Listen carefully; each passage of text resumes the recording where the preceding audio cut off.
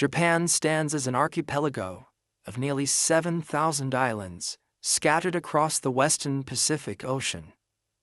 This geographic isolation fostered a unique civilization, one that developed in relative seclusion, yet was periodically transformed by carefully filtered influences from the Asian mainland. This distinctive environment gave birth to the samurai tradition and the feudal system that defined Japan for nearly 1,000 years. The Japanese landscape features volcanic mountains covering 80% of the land, creating natural barriers between regions and fostering distinct local identities. Dense forests clothe steep slopes, giving way to narrow coastal plains, where rice paddies create a patchwork of brilliant green. Swift-flowing rivers cut through valleys, while the surrounding seas both protect and connect the island nation to the wider world. In this dramatic setting, a society evolved unlike any other. The word samurai itself comes from the Japanese verb saburao, meaning to serve. Service to one's lord, to one's family, and to a demanding code of honor defined the samurai existence. These warriors were far more than mere servants. They served as administrators, artists, philosophers, and the architects of a complex social order that would endure for centuries.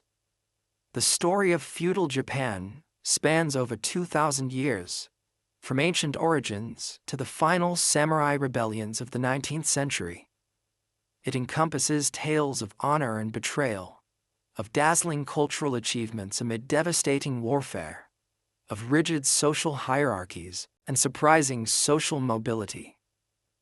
A warrior elite created a distinctive culture and value system that continues to fascinate the world long after their swords have been laid to rest. The historical tapestry includes the sound of temple bells echoing through mountain valleys, the rustling of silk robes in imperial courts, the rhythmic clacking of wooden sandals on stone pathways, and the battle cries of armored warriors on blood-soaked fields. The serenity of Zen meditation halls contrasted with the tension of castle keeps, where lords plotted their next conquests. The delicate brushstrokes of master calligraphers occupied the same society as the deadly precision of master swordsmen. For in the world of the samurai, the arts of peace and war were often practiced with equal devotion. The first settlers of the Japanese archipelago arrived over land bridges during the last ice age, when sea levels were lower and Japan was connected to the Asian mainland. These early inhabitants developed a sophisticated hunting and gathering culture known as jomon, creating some of the world's earliest pottery and living in harmony with the abundant forests and seas. Their spiritual practices, centered on reverence for nature spirits, laid the foundation for Japan's indigenous Shinto religion and influenced Japanese sensibilities for millennia to come. The historical narrative of Japan reveals how a warrior class elevated honor to an art form and transformed warfare into a spiritual path. From the very beginnings of Japanese history, the foundations were being laid for the remarkable society that would one day give rise to the legendary samurai warrior. These spiritual practices of the earliest Japanese inhabitants would evolve gradually over millennia, becoming intertwined with the later development of samurai culture. The Jomon period, lasting from approximately 14,500 to 900 before the Common Era, established the foundation of Japanese spiritual life with its animistic beliefs and reverence for natural forces. Elaborate clay figurines called doge suggest sophisticated ritual practices, while distinctive cord-marked pottery reveals both artistic sensibility and practical ingenuity. These early inhabitants lived in semi-subterranean pit dwellings, arranged in small villages, sustaining themselves through hunting, fishing, and gathering the abundant resources of the Japanese forests. A profound cultural transformation began around 900 BCE, with the arrival of new migrations from the Asian mainland, marking the beginning of the Yayoi period. These newcomers brought wet rice agriculture, weaving, and metalworking technologies that revolutionized life in the archipelago. Bronze weapons and tools appeared alongside iron implements, dramatically increasing agricultural productivity and changing settlement patterns. The labor-intensive practice of rice cultivation required cooperative effort and complex irrigation systems, fostering more hierarchical social structures and the emergence of powerful clan leaders.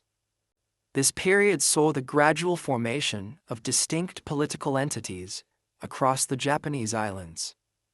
Chinese chronicles from the 3rd century describe a land called Wa, composed of more than 100 small states. The most notable account mentions a powerful female ruler named Himiko, who controlled a federation of these states from her capital in Yamatai. She was described as a shamaness who used divination to govern her people, suggesting the powerful connection between political leadership and spiritual authority in early Japan. By the 4th century, archaeological evidence shows increasing social stratification. Enormous burial mounds called kofun began to appear across the landscape, some spanning hundreds of meters in length. These keyhole-shaped earthen structures, surrounded by moats and often containing elaborate burial goods, signified the emergence of powerful ruling elites who commanded substantial resources and labor. Horse trappings, weapons, and ceremonial objects found in these tombs indicate the growing importance of military prowess among these early Japanese leaders, the distant precursors to the later samurai class. The material culture of this kofun period, from 250 to 538, reveals intensive interaction with the Korean peninsula and China. Bronze mirrors, iron weapons, and gold ornaments show stylistic influences from the mainland and suggest diplomatic connections.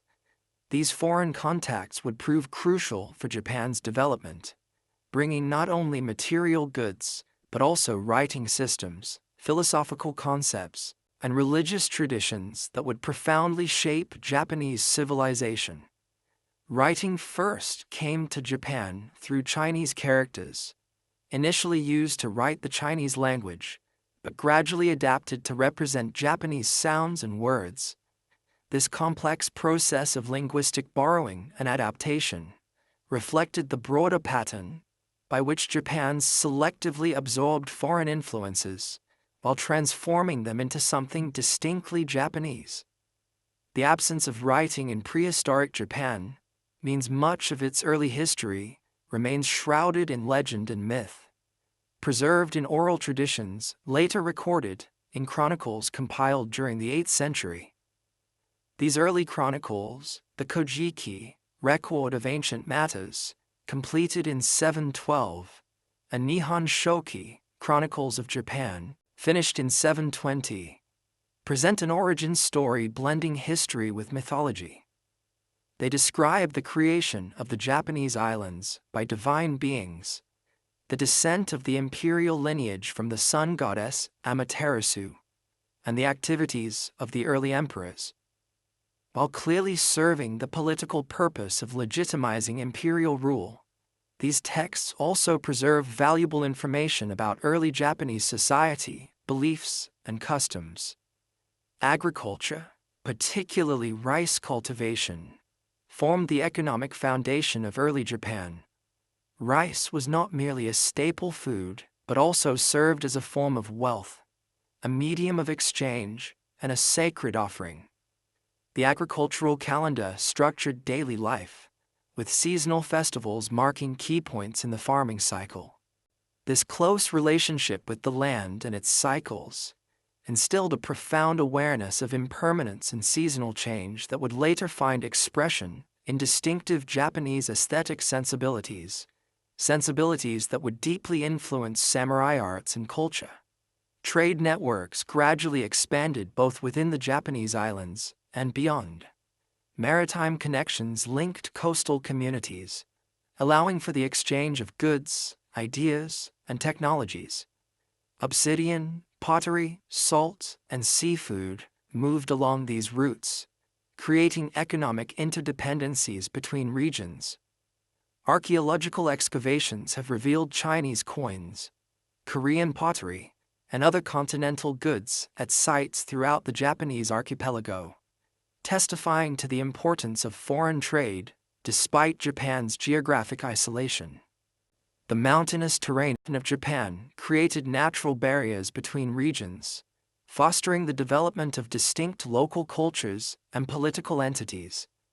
This geographic fragmentation would later contribute to the decentralized power structure of feudal Japan, with regional lords maintaining considerable autonomy. The combination of mountain barriers and surrounding seas meant that Japan could selectively control its engagement with the outside world, a pattern that would become particularly significant during the later period of samurai rule, when the country deliberately limited foreign contact. In this formative period of Japanese history, the seeds of later cultural developments were already present, a blend of indigenous traditions with selective foreign borrowings, a hierarchical social structure, reverence for ancestors and nature, agricultural wealth as the foundation of power, and the growing importance of military strength. The stage was being set for the emergence of a centralized state that would eventually give rise to the distinctive warrior aristocracy known as the samurai. As regional powers coalesced in early Japan, one clan gradually emerged as supreme. The Yamato clan established dominance in central Japan during the 4th and 5th centuries, creating Japan's first recognizable state structure. This powerful lineage claimed divine descent from the sun goddess Amaterasu, establishing a sacred connection that would legitimize their rule for centuries to come. The Yamato rulers united various clans through a combination of military conquest, strategic marriages, and religious authority. Their emergence marked the true beginning of the Japanese imperial line, the world's oldest continuous monarchy that continues unbroken to the present day. The early Yamato rulers consolidated their position through an ingenious system of alliances with powerful regional clan leaders.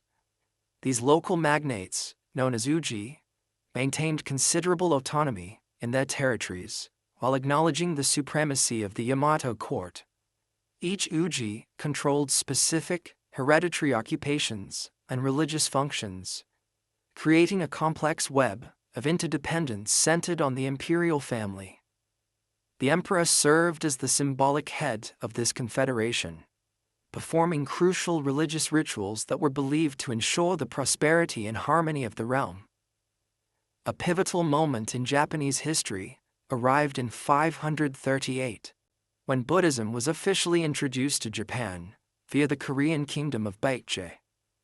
A diplomatic mission presented the Yamato court with Buddhist scriptures, a statue of the Buddha, and other ritual objects.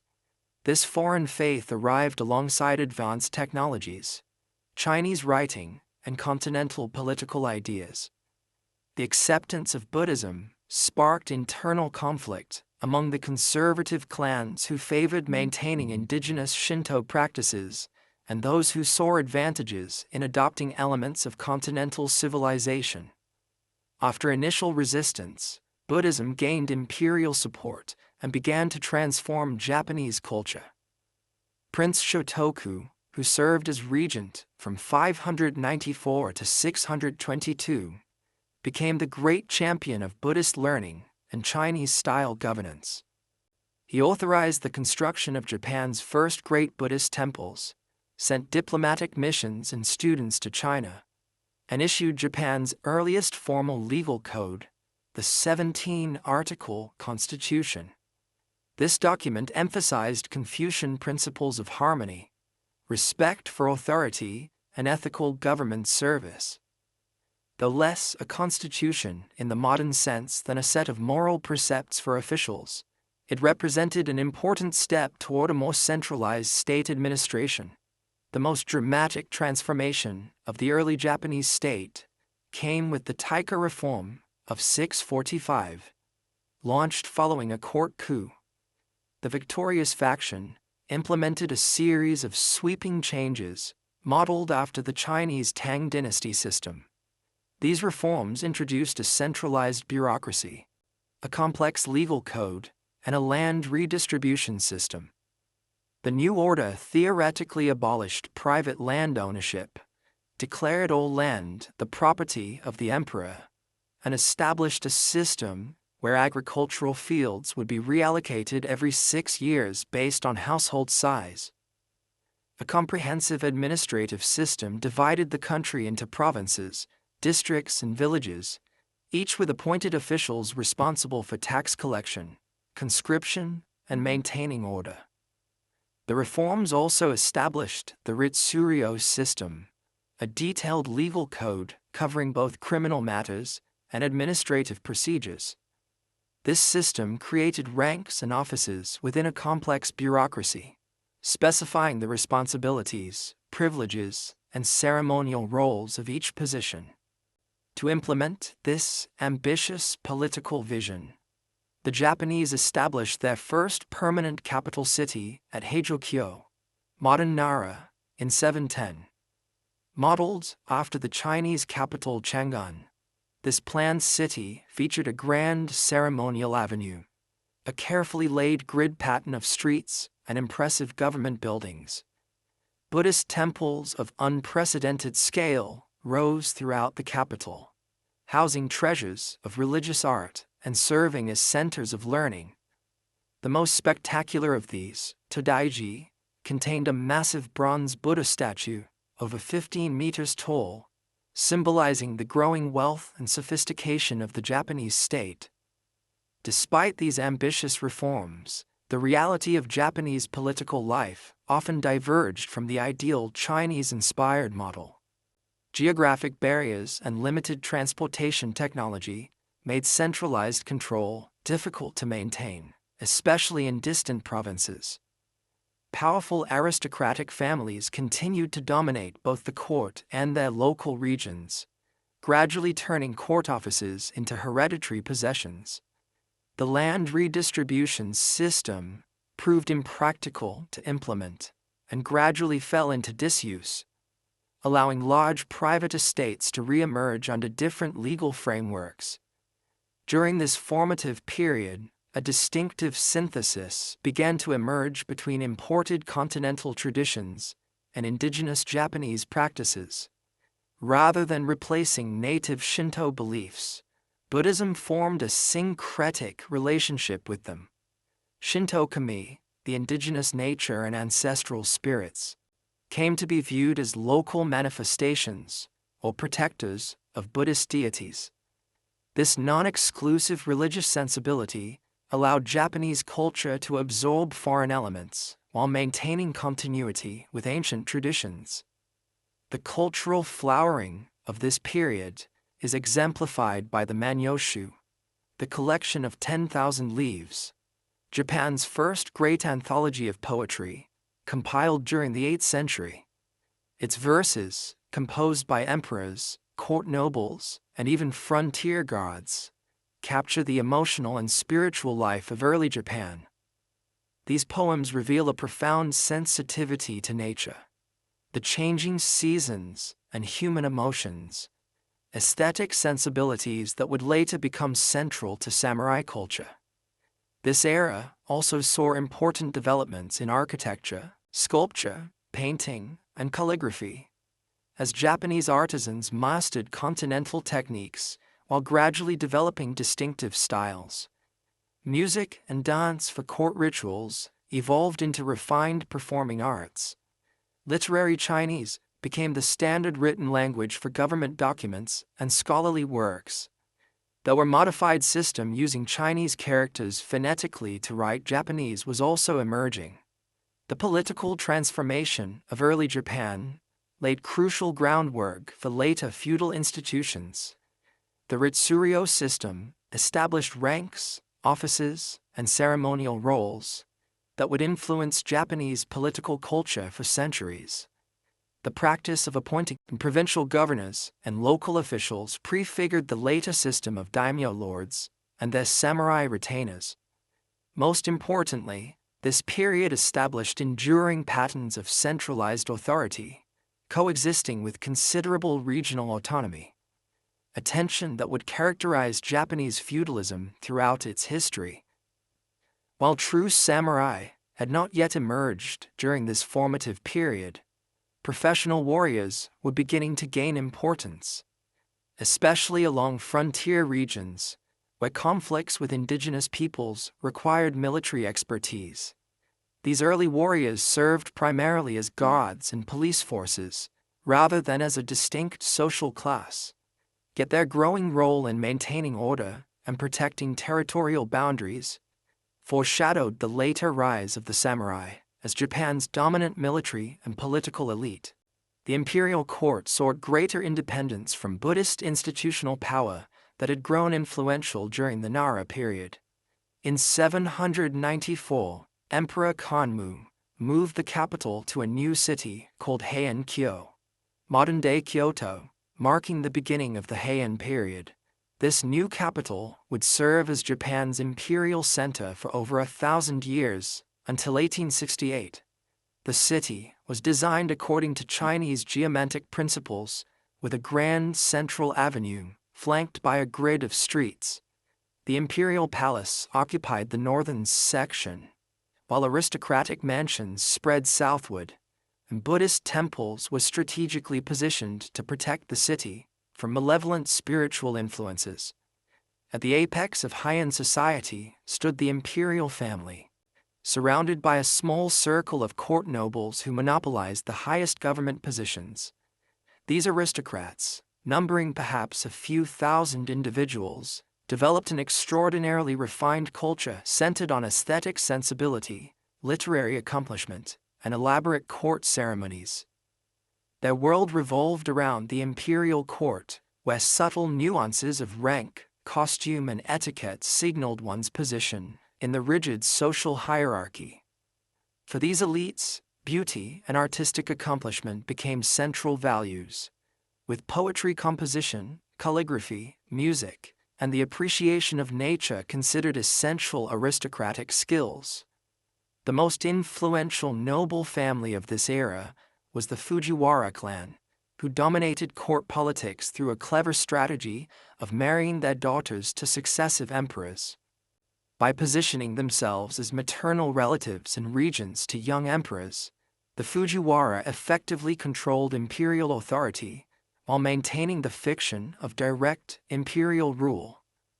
The height of Fujiwara power came under Fujiwara no Michinaga in the early 11th century, who served as regent for 4 emperors and grandfather to 3 more.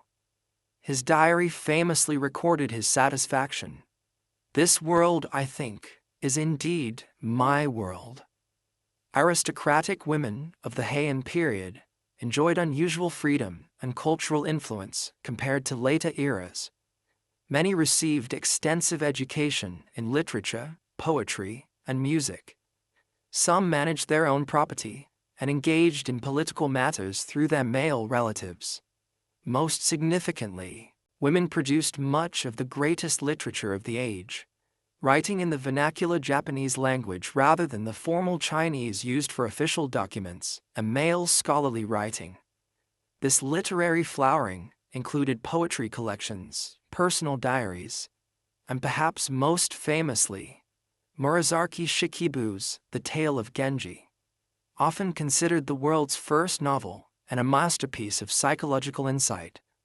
The aesthetic sensibilities developed during the Heian period would profoundly influence all subsequent Japanese culture, including the later samurai class.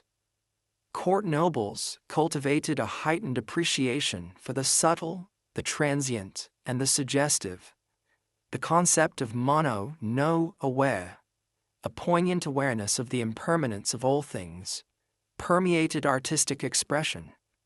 The changing seasons, falling cherry blossoms, autumn leaves, and other natural phenomena became potent symbols of the beautiful yet fleeting nature of life itself. This aesthetic sensibility found expression in poetry, painting, garden design, and even the arrangement of incense or the folding of garments. While the court aristocracy developed their refined aesthetic culture, significant changes were occurring in the provinces that would ultimately transform Japanese society.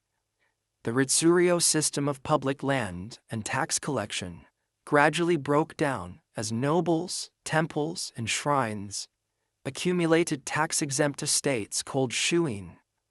These private properties, often managed by local notable families, increasingly escaped central government control. Absentee aristocratic proprietors in the capital relied on local managers to maintain order and collect revenues, creating opportunities for provincial elites to build their own power bases. The imperial court, focused on ceremonial functions and cultural refinement, gradually lost effective control over the countryside. Provincial governorships, once rotated among court nobles, became increasingly hereditary and autonomous. Tax revenue flowing to the central government diminished, while regional power centers multiplied. The court responded by appointing powerful warriors as provincial governors, expecting them to restore order and ensure tax collection. But these military men often established their own independent authority instead. The need for security in the provinces led to the emergence of local military bands centered around influential families.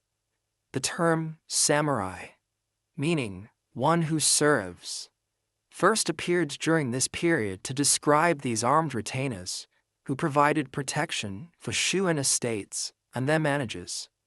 Initially low in status and often employed by noble proprietors or provincial officials, these early warriors gradually developed their own distinctive values, practices, and family networks.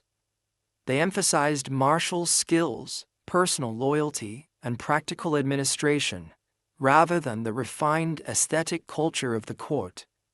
Two great warrior clans rose to particular prominence during the late Heian period: the Taira and the Minamoto. Both claimed distant imperial descent and had served the court as military leaders for generations. The Taira, led by Taira no Kiyomori, gained unprecedented influence at court in the late 12th century, following their successful suppression of rivals in the Hogun and Heiji rebellions. Kiyomori became the first warrior to attain the highest court offices, traditionally reserved for the Fujiwara and other established noble families. He married his daughter to the emperor, and his grandson became Emperor Antoku, representing the peak of Taira power and the increasing militarization of Japanese politics. The extravagance and arrogance of Taira rule, however, created many enemies. Provincial warrior families resented their monopolization of power, while traditional court nobles bristled at their upstart status and military methods. The Minamoto clan, temporarily eclipsed after earlier defeats, rebuilt their power in eastern Japan under the leadership of Minamoto no Yoritomo. The stage was set for a decisive conflict that would transform Japan's political structure and establish samurai dominance for the next 7 centuries. The gap between the elegant world of the Heian court and the harsh reality of provincial life grew ever wider. Court nobles composed poetry about cherry blossoms, while provincial warriors engaged in bloody power struggles. Yet aspects of court culture gradually filtered down to these emerging warrior elites, who increasingly adopted aristocratic aesthetic values alongside their martial ethos. This distinctive blend of martial prowess with artistic refinement would become a hallmark of mature samurai culture in subsequent centuries. The Heian period, for all its cultural brilliance, contained the seeds of its own transformation. The very aesthetic that celebrated impermanence and the poignant beauty of decline seemed to anticipate the court's eventual loss of practical power. As the 12th century progressed, provincial warriors increasingly asserted themselves in national politics, challenging the courtier's monopoly on legitimate authority. The elegant world immortalized in The Tale of Genji was about to give way to a new order dominated by the samurai class, whose values, priorities, and institutions would define Japan's distinctive form of feudalism. The simmering tensions between the Taira and Minamoto clans erupted into open warfare in 1180, beginning the 5-year conflict known as the Genpei War. This pivotal struggle would definitively establish samurai dominance in Japanese politics and mark the true beginning of feudal Japan. The war began when Prince Mochihito, a son of the retired Emperor Go Shirakawa, who had been passed over for succession, issued a call to arms against the Taira. Though the prince was quickly captured and killed, his appeal resonated with discontented warriors throughout the provinces, particularly among the Minamoto and their allies. Minamoto no Yoritomo, then in exile in the eastern province of Izu, seized this opportunity to rebuild his clan's fortunes. Though initially hesitant, Yoritomo raised his banner of rebellion and quickly attracted support from warrior families throughout eastern Japan. He established his headquarters at Kamakura, a naturally defensible location near modern Tokyo, from which he would direct operations while building a new administrative structure for his growing network of samurai allies. The early phase of the war favored the Taira, who controlled the imperial capital and its resources. The Minamoto forces suffered a devastating defeat at the Battle of Ishibashiyama, Yoritomo's first military engagement. His younger brother, Minamoto no Yoshinaka, achieved greater success in central Japan, eventually capturing Kyoto in 1883 and forcing the Taira to flee the capital with the young emperor Antoku. However, Yoshinaka's unruly behavior in the capital alienated the court nobility and prompted Yoritomo to send his younger brother, Minamoto no Yoshitsune, to bring him under control. Yoshinaka was defeated and killed by Yoshitsune's forces in 1184. Yoshitsune, a brilliant military tactician, then pursued the retreating Taira forces. The decisive naval battle of Dan-no-Ura took place in 1185 in the Shimonoseki Strait. The Minamoto fleet destroyed Taira naval power, and many Taira warriors, including the child emperor Antoku, drowned in the sea rather than face capture. The defeat effectively ended Taira power, with survivors forced to flee to remote provinces or face execution. The battle became legendary in Japanese culture, immortalized in epic tales and no-dramas that portrayed the ghostly spirits of drowned Taira warriors. The Genpei War transformed Japanese warfare.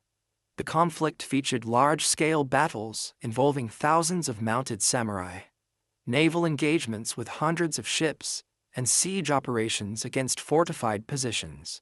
Warriors fought both as individual champions in ritualized single combat and as disciplined units following complex tactical plans. The samurai of this era typically fought as mounted archers, with the bow considered the primary weapon of the elite warrior. The famous curved sword, later symbolically central to samurai identity, was initially a secondary weapon used when arrows were exhausted or in close quarters. Tales of warrior heroism during the Genpei War helped establish the ideal of samurai conduct. Minamoto no Yoshitsune became the archetype of the brilliant, tragic hero, a superb warrior betrayed by political circumstances.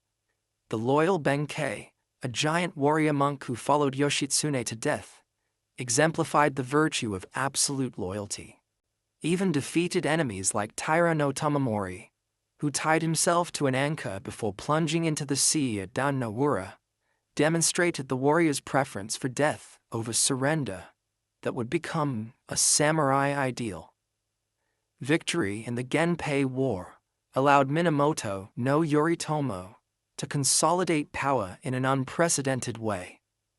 Rather than following the traditional pattern of placing a puppet emperor on the throne while controlling affairs from behind the scenes, Yoritomo established a separate governmental structure based in Kamakura, far from the imperial court in Kyoto.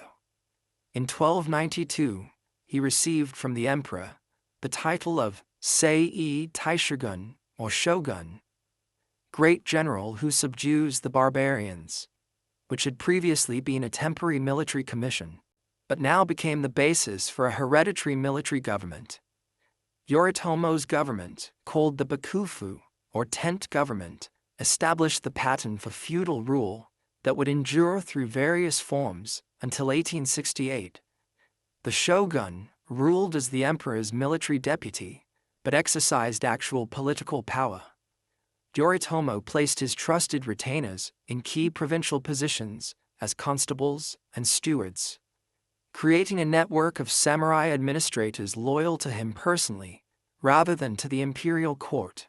This dual structure of authority, imperial court and shogunal government, would characterize Japanese politics for the next 7 centuries.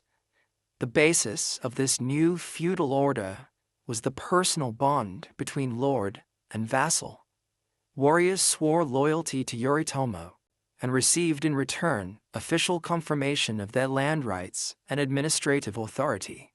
This relationship, formalized in written oaths, created a hierarchical chain of obligation and protection that defined the emerging samurai class. While influenced by earlier Japanese patron-client relationships, this feudal bond also resembled the lord-vassal relationships developing contemporaneously in medieval Europe, though with distinctive Japanese characteristics. The triumph of the Minamoto and the establishment of the Kamakura Shogunate marked the definitive ascendancy of the samurai class. The court nobility in Kyoto retained their ceremonial prestige and cultural authority, but exercised decreasing political influence. Real power now resided with those who commanded the loyalty of warriors. The ability to reward followers with land, titles, and administrative positions became the foundation of political authority, creating a new social order with the samurai at its apex. The values associated with the samurai likewise achieved cultural dominance. Martial prowess, unflinching loyalty, austerity, and practical administrative skill were increasingly celebrated in contrast to the refined aesthetic sensibilities of the court. Yet the relationship between warrior and courtly cultures proved complex. Even as samurai gained political supremacy, they selectively adopted elements of aristocratic culture, including poetry, calligraphy, and religious practices.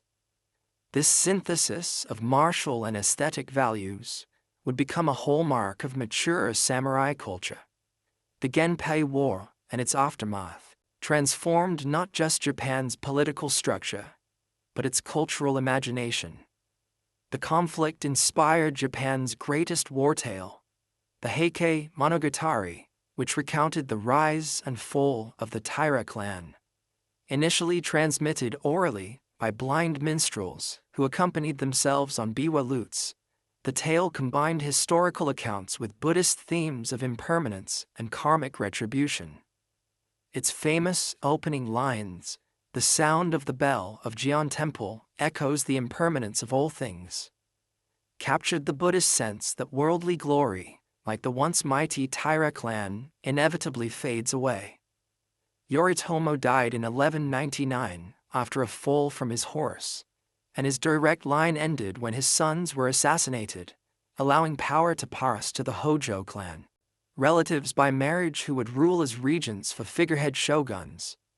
Yet the system Yoritomo created would endure, establishing the institutional framework and cultural foundations of feudal Japan that would continue to evolve through centuries of samurai rule.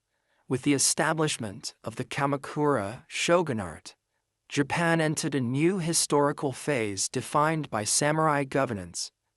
The Bakufu, originally conceived as Yoritomo's personal headquarters, evolved into a complex governmental institution with administrative bureaus, judicial courts, and deliberative councils. The heart of this system was the Samurai Dokoro, or Board of Retainers, which managed relations with vassals, recorded land holdings, and settled disputes among warriors. This organization exemplified the practical, administrative focus of samurai rule, in contrast to the ritual-centered governance of the imperial court. Following Yoritomo's death in 1199, actual power passed to the Hojo clan.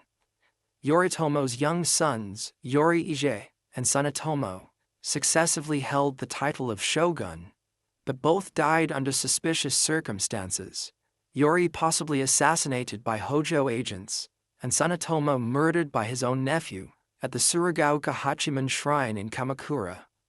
After Sunetomo's death in 1219, the Hojo family instituted a regency system, installing imperial princes or members of the Fujiwara family as titular shoguns, while wielding real authority themselves through the position of shikun, or regent. This complex structure of delegated authority, the emperor delegating to the shogun, who was in turn controlled by the Hojo regent, reflected a distinctively Japanese approach to political legitimacy. Direct power was veiled behind layers of ceremonial authority, creating a separation between symbolic legitimacy and actual governance. This political philosophy would persist throughout the feudal period, even as different warrior houses rose and fell in the struggle for dominance. The Kamakura Bakufu governed through a network of vassals who had sworn personal loyalty to Yoritomo. These gokanin, or housemen, received official recognition of their land holdings and administrative authority in exchange for military service when called upon. The shogunate appointed jito, or stewards, to manage and collect revenues from estates, and shugo, or constables, to maintain order and lead military forces in each province. This system allowed centralized control while accommodating the realities of limited communication and transportation technology in medieval Japan. A distinctive feature of the Kamakura Shogunate was its judicial system. The Bakufu established regular courts to hear disputes among its vassals, developing a body of precedent-based law focused on practical resolution rather than abstract principles. Samurai valued clear, decisive judgments that maintained order and respected established rights. Land disputes, inheritance conflicts, and questions of vassalage obligations constituted the majority of cases. This emphasis on practical jurisprudence reflected the samurai ethos of direct action and administrative effectiveness. During this period, the emerging samurai class developed distinctive cultural values and spiritual practices that would define their identity for centuries. The ideal of Bushido, the way of the warrior, began to take shape as a code of conduct emphasizing loyalty, honor, martial skill, and self-discipline. Drawing from Buddhist, Confucian, and indigenous traditions, Bushido promoted stoic endurance, emotional restraint, and preferring death to dishonor. While the term Bushido itself would not become common until the 17th century, its core values were clearly evident in Kamakura period texts and behavior. Zen Buddhism gained particular influence among the samurai during the Kamakura period. Introduced from China, Zen emphasized meditation, direct insight, and the transcendence of conceptual thinking. Its austere discipline, emphasis on direct experience, and rejection of elaborate ritual appealed to warrior sensibilities. Zen monks often served as advisors to shogunate officials, and Zen monasteries became centers for the transmission of continental culture, including literature, painting, architecture, and garden design. The Zen aesthetic of simplicity and understatement would become a defining feature of samurai cultural expression. Other new Buddhist movements also flourished in this era, reflecting a spiritual awakening among all classes of Japanese society. Pure Land Buddhism, propagated by the monk Honen and his disciple Shinran, offered salvation through faith in Amida Buddha, appealing particularly to commoners with its accessible practices. Nichiren developed a nationalistic form of Buddhism centered on the Lotus Sutra, prophesying that Japan would become the center for Buddhist renewal. These new sects, with their emphasis on personal faith and simplified practices, challenged the esoteric ritual Buddhism of the court aristocracy and offered spiritual paths more suited to the practical warrior class and ordinary people. The military skills that defined the samurai continued to evolve during the Kamakura period. Mounted archery remained the prestigious combat form for elite warriors, requiring years of training to master. Samurai armor became increasingly sophisticated, with lamellae of lacquered leather or metal laced together with silk cords to create flexible protection. The curved sword gained greater prominence, with bladesmiths developing innovative forging techniques that produced weapons of legendary sharpness and resilience. Military training emphasized not only technical skill, but spiritual preparation, with warriors cultivating the mental discipline to face death unflinchingly. The Kamakura Shogunate faced its greatest challenge in the Mongol invasion attempts of 1274 and 1281. Under Kublai Khan, the Mongol Empire dispatched massive fleets and armies to conquer Japan. The first invasion landed on Kyushu, but withdrew after a severe storm damaged their fleet. The second invasion, far larger, consisted of 2 fleets with combined forces, numbering perhaps 140,000 warriors. After fierce fighting on the beaches of Kyushu, another massive typhoon destroyed much of the Mongol fleet, forcing the survivors to withdraw.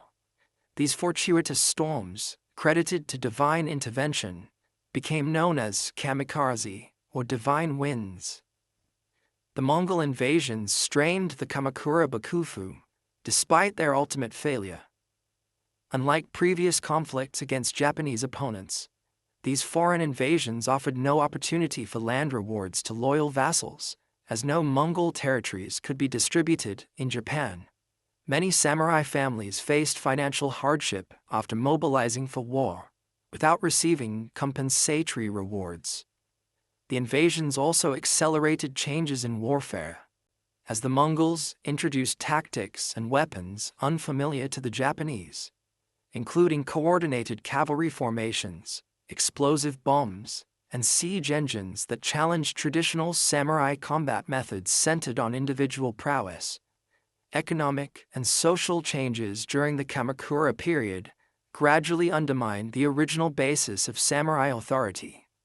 The practice of dividing inherited lands among multiple sons led to the fragmentation of samurai estates and increasing economic pressure on warrior families. Many samurai became indebted to moneylenders, particularly wealthy merchants and religious institutions. The Jito position, originally a temporary administrative appointment, increasingly became hereditary, with stewards claiming ownership rights over the lands they managed. These changes created tensions within the warrior class and between samurai and cultivators of the land.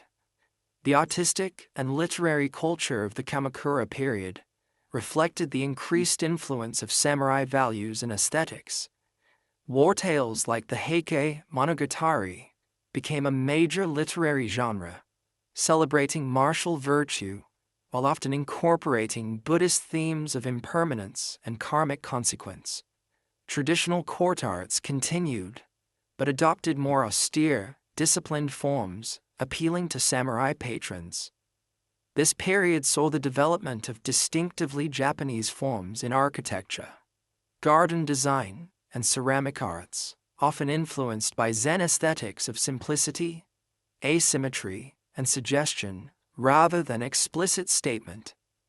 As the Kamakura period progressed, strains appeared in the relationship between the imperial court and the shogunate. Emperor Go-Daigo, ascending the throne in 1318, resented the limitations on imperial power and secretly planned to restore direct imperial rule. His conspiracies were initially discovered and suppressed by the Kamakura Bakufu, which sent him into exile.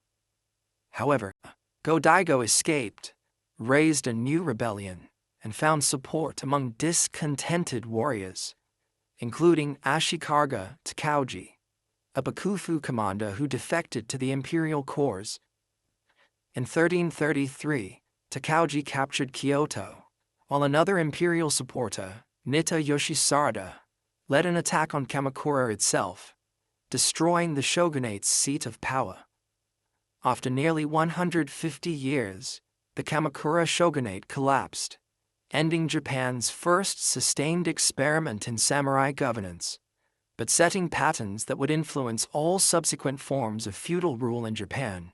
The fall of the Kamakura Shogunate in 1333 opened a new chapter in the evolution of samurai rule.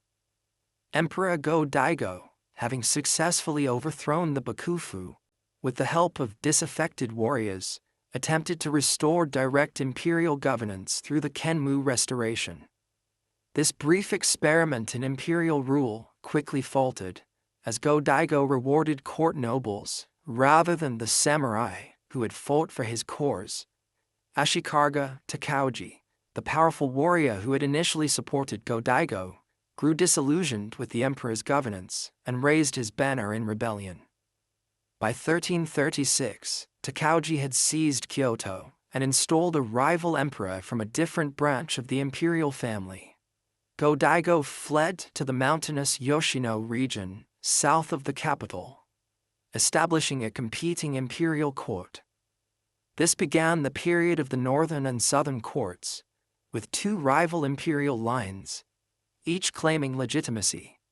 The northern court in Kyoto, supported by the Ashikaga, controlled the traditional seat of power, while the southern court in Yoshino maintained a stronger claim to imperial succession. This schism would last for nearly 60 years, creating a complex landscape of competing loyalties and legitimacy claims. Takauji established a new military government modeled on the Kamakura Bakufu, but centered in Kyoto rather than distant Kamakura. He received the title of shogun in 1338, founding the Ashikaga Shogunate that would rule Japan for over 2 centuries. Unlike the Kamakura Shogunate, which governed from a distance while leaving the imperial court intact in Kyoto, the Ashikaga established their headquarters in the Muromachi district of Kyoto, giving the period its name.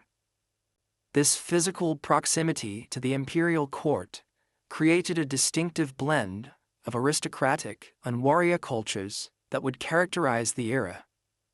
The Ashikaga Shogunate never achieved the centralized control of its Kamakura predecessor. Takauji had built his support by promising greater autonomy to regional warlords, and his government lacked the institutional strength to impose tight control over distant provinces. The shugo, or provincial military governors, evolved from Bakufu representatives into powerful regional lords called shugo daimyo, who maintained their own armies and administrative structures. While nominally loyal to the shogun, these magnates pursued their own interests and often engaged in power struggles with one another.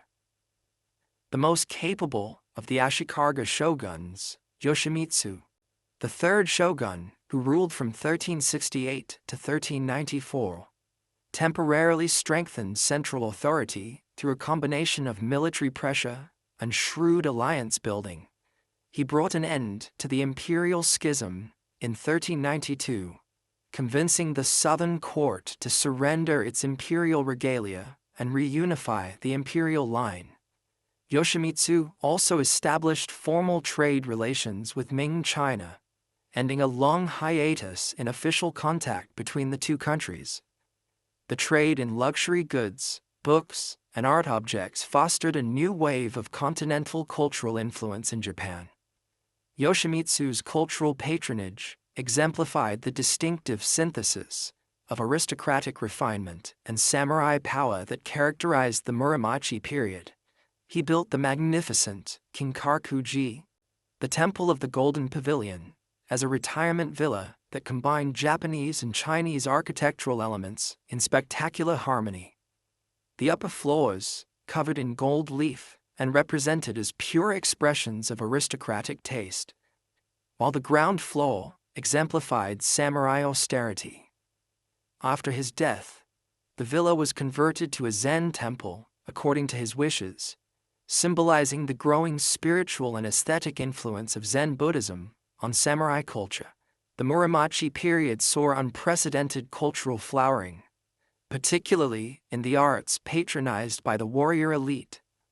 The refined aesthetics of aristocratic culture merged with the spiritual depth of Zen Buddhism and the practical sensibilities of the samurai class to create distinctive art forms. Ink landscape painting, imported from China, but developed in uniquely Japanese directions, flourished under masters like Sesshu Toyo, whose landscapes captured both natural scenes and spiritual insight through masterful brush technique. The art of garden design reached new heights of sophistication, with dry landscape gardens using carefully arranged rocks, raked gravel, and minimal vegetation to suggest natural scenes and express philosophical concepts. No theater emerged as a refined performance art combining dance, music, poetry, and masked drama. Developed by Konami and his son Zeami, under the patronage of Shogun Yoshimitsu, no distilled human experience to its essence, often focusing on supernatural encounters, spiritual transformation, and the lingering attachments of the dead to the world of the living. Its austere aesthetic, symbolic movements, and poetic text resonated with samurai values of discipline and emotional restraint, while incorporating aristocratic literary traditions. The tea ceremony evolved from casual gatherings for tea drinking into a highly formalized ritual art expressing core Zen principles. The wabi aesthetic, finding beauty in austerity, imperfection, and natural processes, guided the development of tea practice. Tea masters like Murata Juko and Takeno Ju established the spiritual and aesthetic foundations of the tea ceremony, which would reach its culmination in the next century under Sen no Rikyu. Through tea ceremony, samurai could cultivate mental discipline, aesthetic discernment, and spiritual insight within a structured social context. While cultural achievement flourished, political stability gradually eroded during the later Muromachi period. The Onin War, which erupted in 1467 as a succession dispute within the Ashikaga house, marked a turning point. What began as a conflict between rival factions in Kyoto spiraled into 11 years of destructive warfare that devastated the capital and spread throughout the provinces. By the time fighting subsided in 1477, central authority had effectively collapsed, and Japan entered the chaotic Sengoku period, the age of warring states. The Onin War demonstrated the deepening crisis in shogunal authority. Regional shugo daimyo had grown increasingly independent, commanding their own bands of samurai retainers and governing their territories with minimal reference to the bakufu. The war accelerated the breakdown of traditional power structures as lower-ranking samurai seized opportunities to overthrow their superiors. A new class of daimyo emerged from this upheaval: the Sengoku daimyo, or warring states lords, who built their power through military strength rather than court appointments or shogunal recognition. Even as political fragmentation intensified, distinctive features of samurai culture continued to evolve. The aesthetic concept of yugen, a mysterious depth and profound grace, found expression in poetry, painting, and garden design. Samurai patrons valued suggestion over explicit statement, asymmetry over perfect balance, and natural materials over lavish ornamentation. These aesthetic preferences reflected both Zen influence and practical warrior sensibilities that equated simplicity with readiness for action and spiritual clarity. The samurai themselves underwent significant social evolution during this period. The ideal warrior was increasingly expected to master both cultural and martial arts. The concept of bunbu ryodo, or literary and military arts equally. A successful samurai needed not only fighting skills, but also administrative ability, cultural refinement, and spiritual depth. This broadening of samurai identity coincided with growing stratification within the warrior class itself, as high-ranking samurai distanced themselves from lower-ranking foot soldiers and mounted retainers. Religious life during the Muromachi period reflected the turbulent social landscape. Zen Buddhism maintained its appeal to the samurai elite, providing spiritual discipline complementary to warrior training. Pure Land Buddhism continued to attract commoners, with its promise of salvation through faith. True Pure Land Buddhism, an offshoot founded by Shinran, developed into an independent institution, with its own temples, doctrines, and eventually, military power. The Hoka, or Lotus sect, founded by Nichiren, likewise attracted passionate followers among both samurai and commoners, sometimes fomenting rebellions through its nationalist and apocalyptic teachings. By the end of the Muromachi period, the Ashikaga Shogunate existed in name only. The last Ashikaga shoguns were mere puppets controlled by whatever warlord happened to control Kyoto. The 15th Ashikaga shogun, Yoshiaki, was expelled from Kyoto in 1573 by the warlord Oda Nobunaga, effectively ending the shogunate, though Yoshiaki continued to claim the title until his death. Japan had fully entered the Sengoku period, an era of constant warfare that would test the samurai to their limits, and ultimately forge a new, more unified feudal order from the crucible of conflict. The collapse of centralized authority following the Onin War plunged Japan into the tumultuous Sengoku period, an era of near-constant warfare lasting from the late 15th century until the early 17th century. The nominal authority of both emperor and shogun faded into insignificance as regional warlords battled for supremacy. Political power now derived purely from military strength, with traditional claims to legitimacy based on imperial appointment or aristocratic lineage carrying little weight. This violent age would test the samurai class to its limits, while paradoxically creating the conditions for Japan's eventual reunification. Across the Japanese archipelago, ambitious daimyo carved out territorial domains, building castles, recruiting samurai retainers, and developing administrative systems to extract resources from the peasantry. These Sengoku daimyo often rose from humble origins, with talented generals overthrowing their former lords and establishing new ruling houses. The old system of court-appointed governors gave way to a brutal meritocracy in which military success determined political survival. A popular saying of the time captured this social fluidity. The lowly can be raised up, the mighty can be brought down. Warfare evolved dramatically during this period of constant conflict. Traditional samurai preference for individual combat gave way to the practical necessities of mass warfare. Large infantry armies of ashigaru, or foot soldiers, recruited from the peasantry, became increasingly important on the battlefield.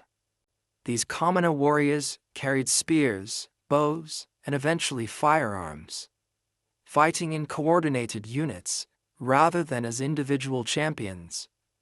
The samurai remained the elite core of these armies, but their roles shifted toward leadership and command, rather than purely individual combat prowess. The introduction of European firearms in 1543, when Portuguese traders arrived on the island of Tanegashima, revolutionized Japanese warfare. The matchlock arquebus, called Tanegashima after the island, quickly spread throughout Japan as daimyo recognized its tactical value. Despite the samurai's traditional emphasis on swordsmanship and archery, pragmatic warlords rapidly incorporated gun units into their armies. By 1575, at the Battle of Nagashino, Oda Nobunaga deployed 3,000 gunners in rotating volleys to shatter the charging cavalry of the Takeda clan, demonstrating how technology could overcome traditional samurai tactics. Castle construction flourished during the Sengoku period, as daimyo sought defensible headquarters for their domains. Earlier fortifications, typically simple wooden structures on hills or mountain tops, evolved into complex stone fortresses with multiple defensive layers. Innovations included stone foundations, multiple moats, angled walls to deflect projectiles, and strategically placed guard towers.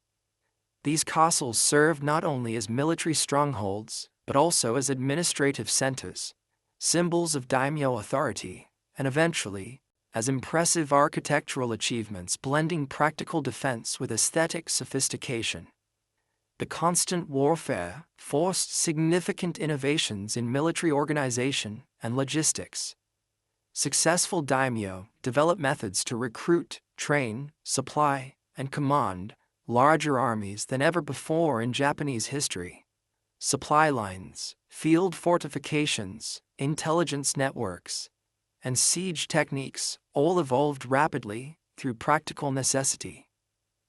Battlefield tactics became more sophisticated, with combined arms approaches integrating cavalry, infantry, archers, and gunners into coordinated operations. Written military manuals appeared, systematizing the accumulated wisdom of campaign experience. Military leaders of exceptional ability emerged during this chaotic period.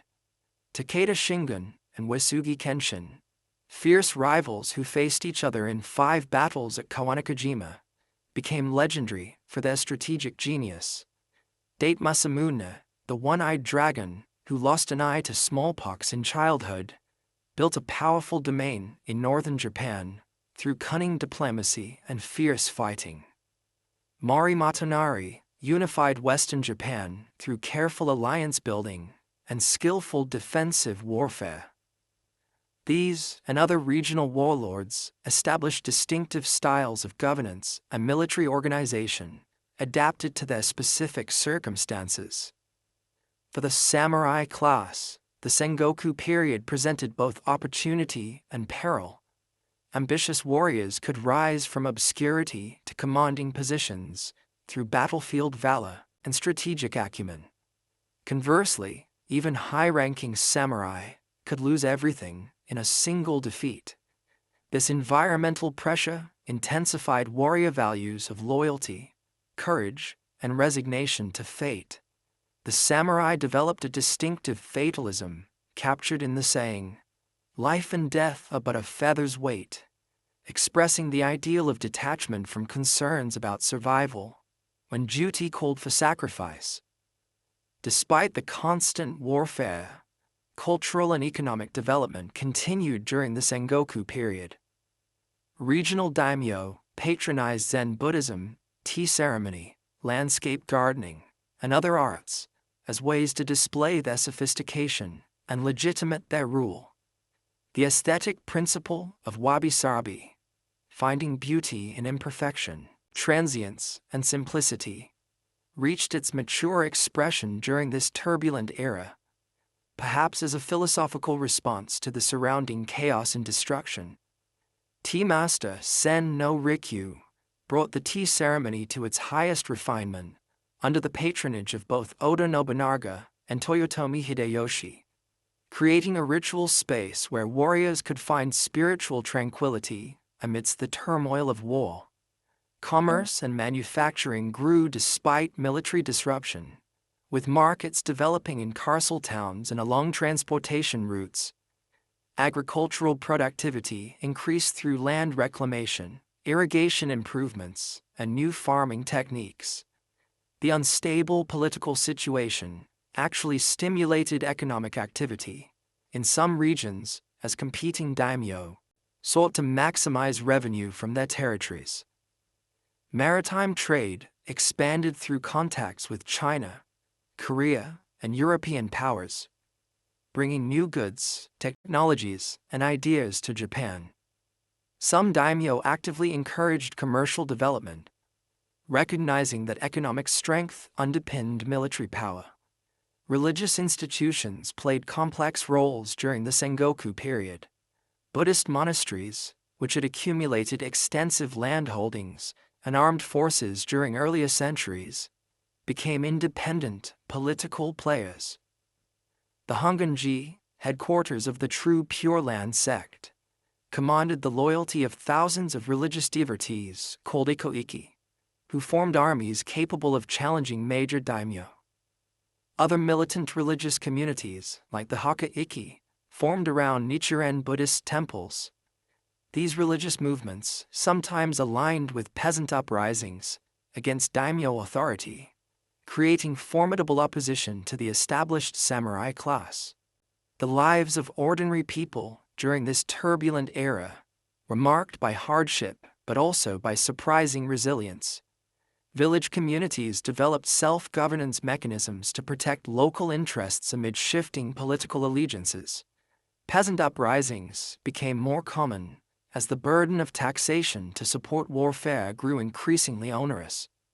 Some villages negotiated directly with daimyo for protection, playing competing lords against each other.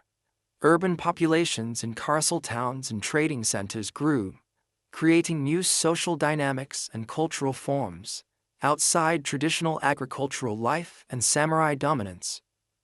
Women of the samurai class faced particularly challenging circumstances during the Sengoku period, while male family members fought in seemingly endless campaigns. Wives and daughters managed household affairs, maintained family alliances, and preserved samurai lineages. Some notable women took more direct roles in the conflicts. Lady Hosokawa Gracia, daughter of one warlord and wife of another, became famous for her Christian faith and dramatic suicide to avoid capture. Lady Ei of Hikone defended her castle against attacking forces after her husband's death. Lady Yodo, concubine of Toyotomi Hideyoshi, became a key political figure after his death, directing the defense of Osaka Castle against Tokugawa forces. By the mid-16th century, the chaotic competition among hundreds of independent daimyo began to resolve into larger patterns of alliance and conquest. The stage was set for the emergence of three remarkable leaders who would successively work toward the reunification of Japan. Oda Nobunaga, known for his ruthless innovation; Toyotomi Hideyoshi, the peasant-born general of exceptional talent; and Tokugawa Ieyasu, the patient strategist who would eventually establish Japan's final and most stable form of feudal rule. These three unifiers would transform the fragmented landscape of the Sengoku period into a centralized feudal state of unprecedented stability and cultural achievement. From the chaotic landscape of competing warlords, three extraordinary leaders emerged in succession to reunify Japan, each building upon the achievements of his predecessor while advancing the process of centralization. Oda Nobunaga initiated the unification through revolutionary military tactics and ruthless determination. Toyotomi Hideyoshi, rising from peasant origins to become Nobunaga's successor, extended control over the entire country. Tokugawa Ieyasu, patiently biding his time and outlasting his rivals, established the stable political structure that would govern Japan for over 2.5 centuries. Oda Nobunaga, born in 1534 in Owari province, began as a minor daimyo controlling only part of a single province. Dismissive courtiers called him the Fool of Owari due to his eccentric behavior and humble territorial base. Yet beneath his unpredictable demeanor lay a brilliant military mind, open to innovation and unrestrained by tradition. After consolidating control of his home province by defeating rival branches of the Oda clan, Nobunaga began expanding his territory through a combination of military conquest, strategic alliances, and diplomatic maneuvering. Nobunaga's military innovations revolutionized Japanese warfare.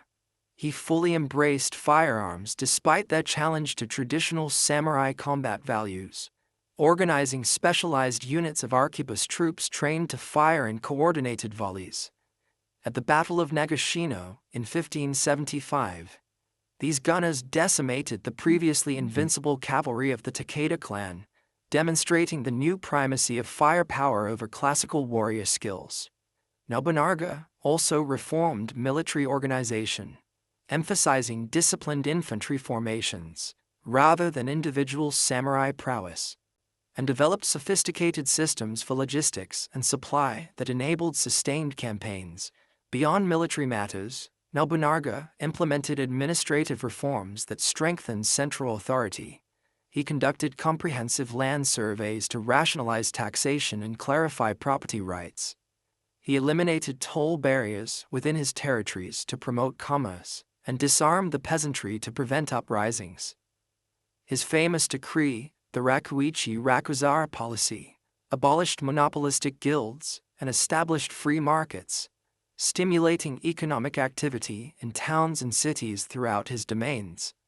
These policies not only increased his resource base for continued military campaigns, but also began transforming Japan's feudal economy. Religious institutions that challenged secular authority faced Nobunaga's particular wrath. The militant Buddhist monasteries of Mount Hiei, which had dominated political life in Kyoto for centuries, were destroyed in 1571, when Nobunaga's forces killed thousands of monks and burned the entire complex to the ground. The Ishiyama Honganji, fortress headquarters of the true Pure Land Buddhist sect, endured a decade-long siege before finally surrendering to Nobunaga's forces.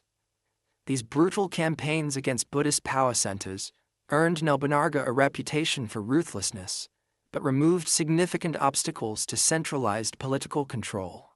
By 1582, Nobunaga had conquered central Japan and was positioned to complete national unification.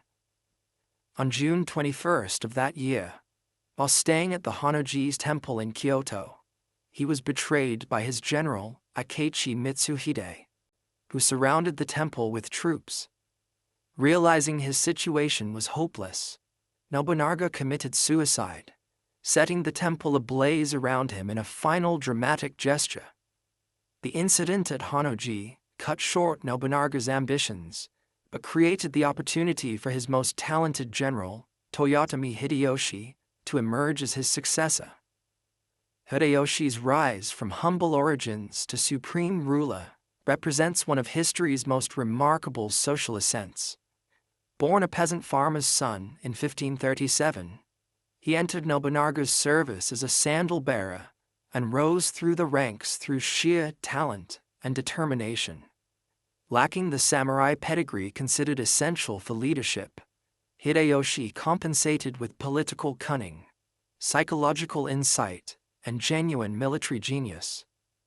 After Nobunaga's death, Hideyoshi quickly avenged his lord by defeating Akechi Mitsuhide at the Battle of Yamazaki, establishing himself as Nobunaga's legitimate successor. Over the next decade, Hideyoshi systematically extended his control across Japan through a combination of military campaigns and diplomatic initiatives. The powerful Mori clan of Western Japan submitted to his authority.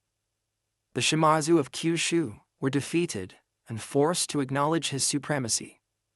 By 1590, With the defeat of the Hojo clan at Odawara, Hideyoshi completed the military unification of Japan, accomplishing what neither the Minamoto shoguns, the Ashikaga, nor Nobunaga had achieved, bringing all daimyo under a single authority.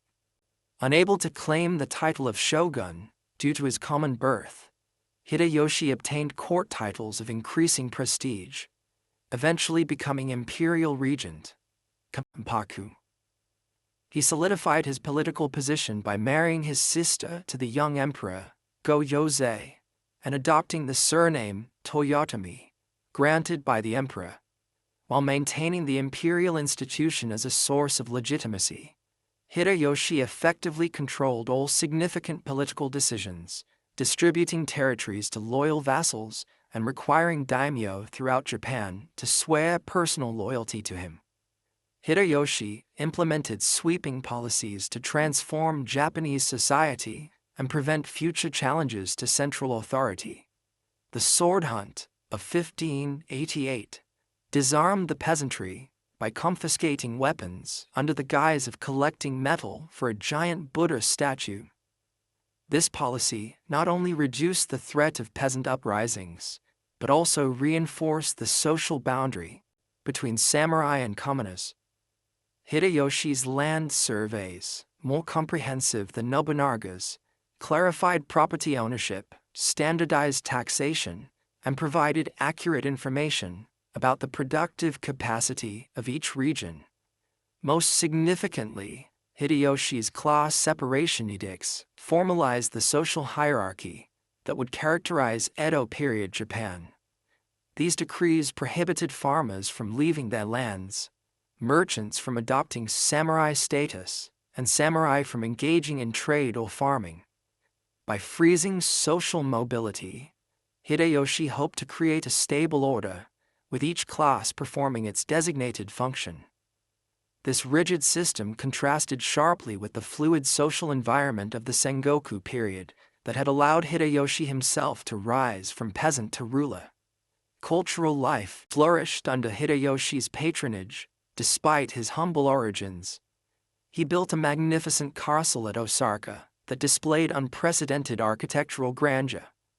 The tea ceremony reached its artistic pinnacle under tea master Sen no Rikyu, whom Hideyoshi appointed as his official tea advisor, before later ordering his suicide, possibly because the aesthetically austere values of the tea ceremony conflicted with Hideyoshi's growing preference for ostentatious display. The lavish, golden tea room Hideyoshi constructed, covered entirely in gold leaf, exemplified his taste for spectacular manifestations of power and wealth. Hideyoshi's ambitions extended beyond Japan to the Asian mainland. In 1592, he launched a massive invasion of Korea, with the ultimate goal of conquering Ming China. Despite initial successes, the Korean campaign bogged down in the face of fierce Korean resistance and Chinese intervention. A second invasion in 1597 made little headway before Hideyoshi's death. In 1598, led to the recall of Japanese forces. These failed continental adventures drained Japan's resources and created lasting enmity with Korea, but also spread Japanese cultural influence and brought Korean artisans to Japan, particularly potters whose techniques transformed Japanese ceramics. Before his death, Hideyoshi had made elaborate arrangements for his young son, Hideyori, to succeed him, establishing a council of 5 elders to govern as regents. Among these elders was Tokugawa Ieyasu, a powerful daimyo, who had submitted to Hideyoshi after being a longtime ally of Oda Nobunaga. Patient, calculating, and profoundly strategic, Ieyasu would navigate the political turmoil following Hideyoshi's death to emerge as Japan's final unifier and the founder of its last feudal regime. The delicate political balance Hideyoshi had established collapsed almost immediately after his death. The Council of 5 Elders split into competing factions, with Tokugawa Ieyasu gradually positioning himself against those most loyal to Hideyoshi's memory and his heir, Hideyori. By 1600, two great alliances had formed: the Eastern Army, led by Ieyasu, and the Western Army, composed of daimyo, opposing Tokugawa domination. The stage was set for the decisive battle that would determine Japan's political future. On October 21, 1600, at the village of Sekigahara, the two massive forces clashed in the largest and most consequential battle in Japanese history. Through superior preparation, strategic positioning, and, critically, the defection of key Western Army generals during the battle, Ieyasu won a decisive victory. The Battle of Sekigahara established Tokugawa Ieyasu as Japan's paramount military and political leader, allowing him to redistribute land to reward allies and punish enemies, fundamentally reorganizing Japan's feudal structure to ensure Tokugawa dominance. 3 years after Sekigahara, in 1603, the emperor appointed Ieyasu as shogun, reviving the military title that had remained vacant since the fall of the Ashikaga. 2 years later, Ieyasu formally retired, passing the shogunal title to his son Hidetada, while continuing to wield power from behind the scenes. This established the precedent of retired shoguns maintaining influence, creating an additional layer of political stability. The one remaining threat to Tokugawa rule, Hideyoshi's son Hideyori at Osaka Castle, was eliminated in 1615 when Ieyasu's forces besieged and destroyed the castle, ending the Toyotomi lineage. With Tokugawa Ieyasu's victory, Japan's century of civil war finally ended. The three great unifiers had transformed Japan from a patchwork of warring states into a centralized feudal system under a single authority. Nobunaga had broken the back of old power structures through military innovation and ruthless determination. Hideyoshi had extended control across the entire country and implemented social reforms that would endure for centuries. Ieyasu had consolidated these achievements into a stable political system that would govern Japan until the modern era. Together, these three remarkable leaders had forged Japanese feudalism in its final and most developed form. The Tokugawa family established the most stable and long-lasting governing structure in Japanese history, moving the administrative center of Japan to Edo, modern Tokyo, symbolized a fresh start after centuries of warfare. The new political order, often called the Bakuhan system, balanced central authority with local autonomy in a carefully designed structure. The Tokugawa shogun directly controlled about 1/4 of Japan's agricultural land, strategically located around major cities and transportation routes. The remaining territory was divided among roughly 260 daimyo domains of varying sizes, whose lords governed with considerable autonomy while remaining subject to shogunal authority.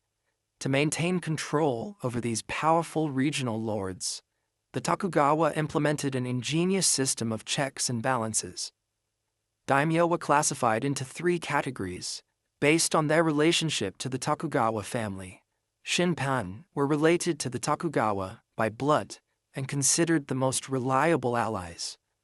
Fudai were those who had supported Ieyasu before the Battle of Sekigahara and occupied important administrative positions in the Bakufu government. Tozama, or outside lords, had submitted to Tokugawa authority only after Sekigahara and remained under greater suspicion and surveillance. The most famous control mechanism was the Sankin Kotai, or alternate attendance system, instituted fully by 1635. This policy required daimyo to maintain 2 residences, one in their home domain and another in Edo, and to spend alternate years in each location. When daimyo returned to their domains, they had to leave their wives and heirs in Edo as hostages, ensuring their continued loyalty. This ingenious system served multiple purposes. It prevented rebellion by keeping daimyo under close observation, drained their financial resources through the expense of maintaining two establishments and traveling between them, exposed provincial lords to the cultural standards of the shogunal capital, and created a constant circulation of regional elites that helped unify the country culturally. The Tokugawa consolidated their rule by strictly controlling foreign contact through the sakoku, or closed country, policies. With memories of how European firearms had revolutionized warfare during the Sengoku period, and witnessing the colonization of Asian territories by European powers, the shogunate viewed foreign influence as a potential threat to stability. A series of edicts between 1633 and 1639 prohibited Japanese from traveling abroad or returning from overseas, restricted foreign traders to specific ports, expelled most European missionaries, and banned Christianity, which was viewed as a disruptive foreign ideology, potentially undermining shogunal authority. Only the Dutch maintained a European trading presence, confined to the tiny artificial island of Dejima in Nagasaki Harbor. Chinese merchants were similarly restricted, and Korean diplomats were allowed limited contact. This policy of controlled isolation was never absolute. Information and ideas continued to filter into Japan through these limited contact points, but it effectively insulated Japanese society from disruptive foreign influences, while the Tokugawa consolidated domestic control. The Tokugawa social order was formalized into a rigid four-class hierarchy. At the top stood the samurai, comprising roughly 6% of the population. Below them were farmers, considered honorable producers of essential food. Artisans occupied the third rank as creators of useful objects, while merchants ranked lowest, despite their often substantial wealth, as they were seen as non-productive profiteers. Below this official structure were outcast groups, including the ETA, who performed unclean tasks such as leather tanning and disposing of dead animals, and the hinin, including entertainers, prostitutes, and beggars. This hierarchical vision reflected Neo-Confucian ideals of social order, where each person had a defined role contributing to society's harmony. For the samurai class, the Tokugawa peace brought profound changes. No longer active warriors engaged in constant battle, samurai became administrators, bureaucrats, and scholars. This transformation created an identity crisis for a class defined by martial values, now living in an era of unprecedented peace. The ideal of the literate warrior, skilled in both cultural and martial arts, gained new emphasis. Samurai studied Confucian classics, practiced calligraphy, and composed poetry, while maintaining martial disciplines through practice rather than battlefield experience. Martial arts evolved into codified forms, emphasizing spiritual development alongside combat techniques, exemplified by the transition from battlefield swordsmanship to the ritualized practice of kendo. The economic foundation of samurai life also changed dramatically. Most samurai became stipended retainers, living in castle towns, rather than land-holding lords directly managing rural estates. They received fixed stipends of rice from their daimyo masters, often inadequate for maintaining expected samurai lifestyles.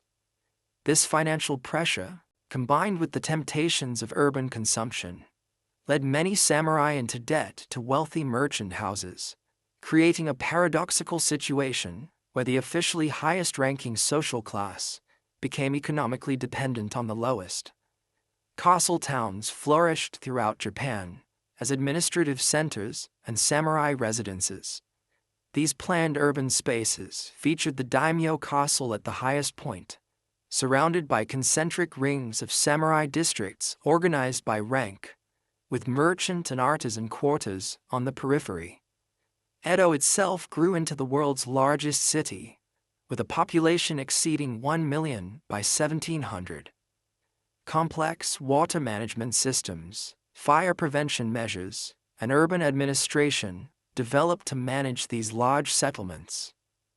The concentration of samurai in these urban centers stimulated demand for goods and services, creating vibrant commercial cultures despite official ideology, valorizing the rural farmer over the urban merchant. Outside the castle towns, village life continued under the close supervision of samurai officials. The village served as the basic unit of rural administration, collectively responsible for tax payments, maintaining order, and implementing shogunal directives.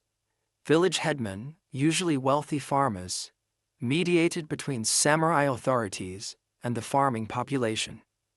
The annual rice tax, typically collecting between 40 to 60% of the harvest, flowed from villages to daimyo treasuries, and ultimately supported the elaborate samurai governmental structure and lifestyle. Agricultural production increased significantly during the early Edo period through land reclamation, irrigation improvements, new farming tools, fertilization techniques, and more intensive cultivation methods. Double cropping became more common, and commercial crops such as cotton, indigo, sugar, and tobacco supplemented rice cultivation. This agricultural surplus supported population growth, urbanization, and the expansion of handicraft industries and trade networks, gradually transforming Japan's feudal economy, despite official policies aimed at preserving traditional social and economic patterns. The intellectual foundation of Tokugawa rule rested primarily on Neo-Confucianism, particularly the Jushi school from China, that emphasized social hierarchy, proper relationships, and moral cultivation. This philosophy provided ethical justification for samurai rule and the rigid social order, teaching that social harmony depended on each person fulfilling their proper role with sincerity and dedication. Confucian academies trained samurai administrators in the classics, history, and ethical principles needed for governance.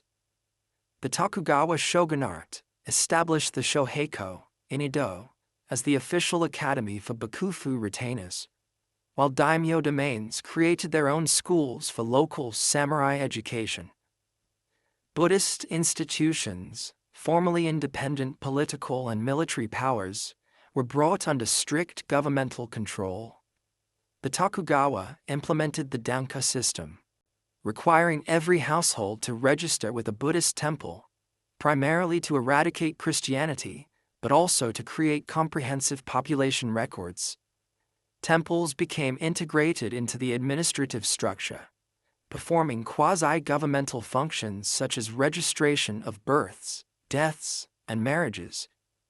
While Buddhist doctrinal developments stagnated under this state control, temple complexes remained important cultural centers, preserving artistic traditions, manuscript collections, and ceremonial practices. Shinto, Japan's indigenous religious tradition, experienced a revival of scholarly interest during the early Edo period. Scholars like Yamaga Soko and Mataori Norinaga began researching ancient Japanese texts and practices, seeking to identify a pure Japanese tradition, distinct from imported Chinese and Buddhist elements. This nativist scholarship, while initially an academic pursuit, would eventually contribute to intellectual currents challenging the theoretical basis of Tokugawa rule. The early Edo period witnessed remarkable cultural fluorescence as peace and urban growth created audiences and patrons for new art forms. The licensed pleasure districts, most famously the Yoshiwara in Edo, developed sophisticated entertainment cultures combining music, dance, fashion, and literary wit. Kabuki theater evolved from ribald street performances into a major dramatic art form, with professional troupes, purpose-built theaters, and star actors.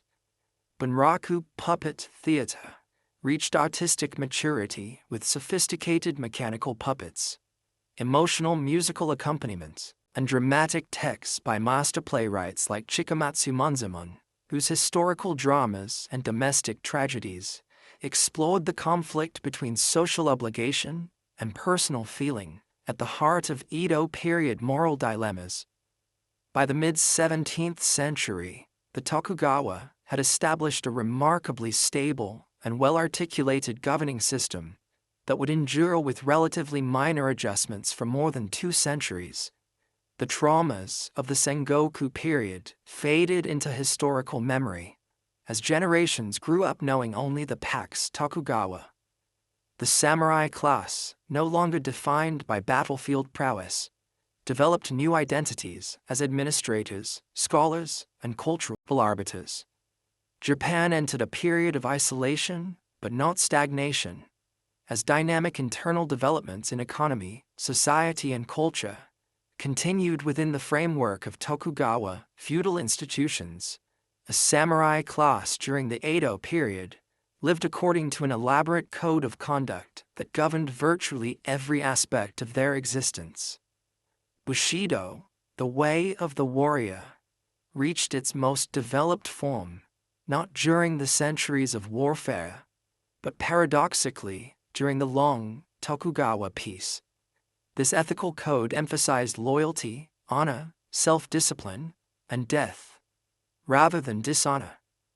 Drawing from Confucian ethics, Zen Buddhist philosophy, and indigenous Japanese traditions, Bushido provided a moral framework that justified samurai's social dominance, while channeling warrior energies into acceptable forms during an era when actual warfare had largely disappeared.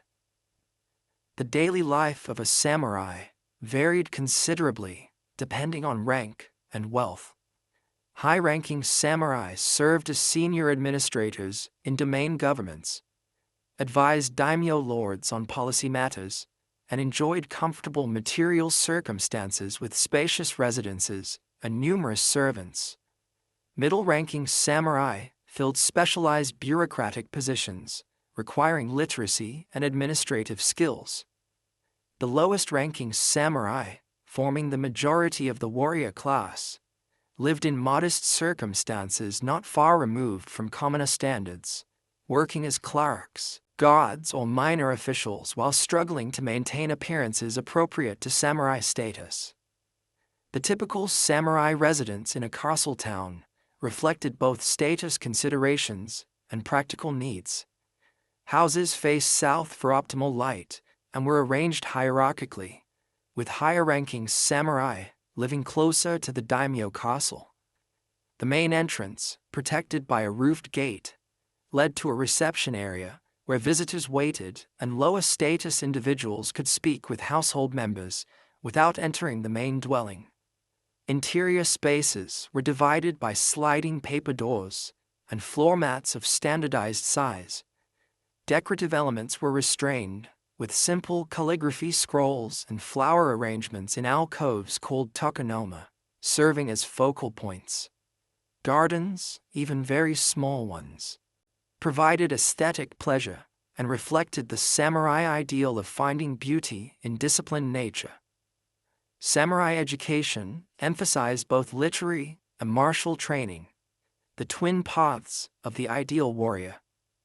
Boys began studying Chinese classics, calligraphy, history, and mathematics from age 6 or 7, often attending domain schools established for samurai children. Martial training included swordsmanship, archery, spear fighting, horsemanship, and military tactics. The goal was to develop both physical skills and proper mindset, the ability to act decisively without hesitation or fear. Famous martial arts schools like the Yagyu Shinkarge-ryu for swordsmanship developed elaborate technical systems and philosophical approaches that transformed combat techniques into paths for character development. The iconic samurai weapons and armor evolved into refined forms during the Edo period, becoming as much status symbols as practical equipment. The samurai sword, or katana, was considered the soul of the samurai and treated with ritualized respect. Master swordsmiths like Miyamoto Musashi created blades of legendary quality through techniques combining practical metallurgy with religious significance. Formal armor became increasingly ornate and ceremonial as actual battlefield use diminished, with elaborate helmets featuring distinctive crests identifying individual warriors. The right to wear two swords, the longer katana and shorter wakizashi, visibly distinguished samurai from commoners in everyday life. Daily routine for a typical middle-ranking samurai involved rising early, performing morning ablutions, and paying respects at the household shrine or Buddhist altar. After a simple breakfast, he would proceed to administrative duties at his lord's castle or government office. Work might include document preparation, tax assessment, dispute resolution, or inspection of public works. Meals were based on rice with side dishes of vegetables, fish, and occasionally meat. Evenings involved administrative paperwork, self-improvement through reading historical or philosophical texts, martial arts practice, or cultural pursuits such as poetry composition, calligraphy, or musical performance. Formal etiquette governed samurai's social interactions, with elaborate protocols determining proper greetings, seating arrangements, gift exchanges, and conversational topics based on relative status. The proper way to bow, sit, enter a room, or address superiors was instilled through rigorous training from childhood. This emphasis on correct form reflected the Confucian belief that proper external behavior cultivated internal virtue and the practical need to maintain clear status distinctions in a hierarchical society. Even casual encounters followed prescribed patterns that signaled mutual recognition of social position.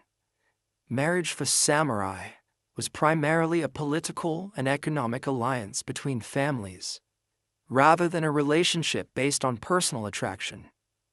Marriages were arranged by family heads or domain authorities, often to strengthen political bonds or consolidate resources. The bride brought a dowry of household goods, clothing, and sometimes cash, while the groom's family provided living arrangements. The wife's primary duties included managing the household, supervising servants, educating young children, maintaining family accounts, and producing heirs. Despite these practical foundations, many samurai marriages developed into partnerships of genuine emotional depth over time. The samurai household operated as a multi-generational unit, continuing through time rather than as a nuclear family.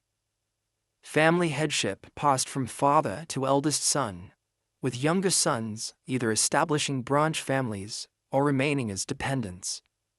The household included not only blood relatives, but also adopted members, a common practice to ensure family continuation when biological heirs were lacking. And sometimes unrelated retainers or servants. Family graves, ancestral tablets, and household records provided tangible connections to lineage history, emphasizing the individual's responsibility to maintain family honor and pass it untarnished to future generations. Samurai recreation balanced cultural refinement with martial spirit.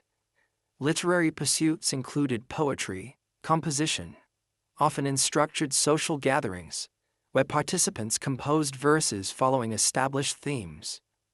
Appreciation of painting, calligraphy, and flower arrangement provided aesthetic pleasure while reinforcing cultural values of restraint and disciplined beauty.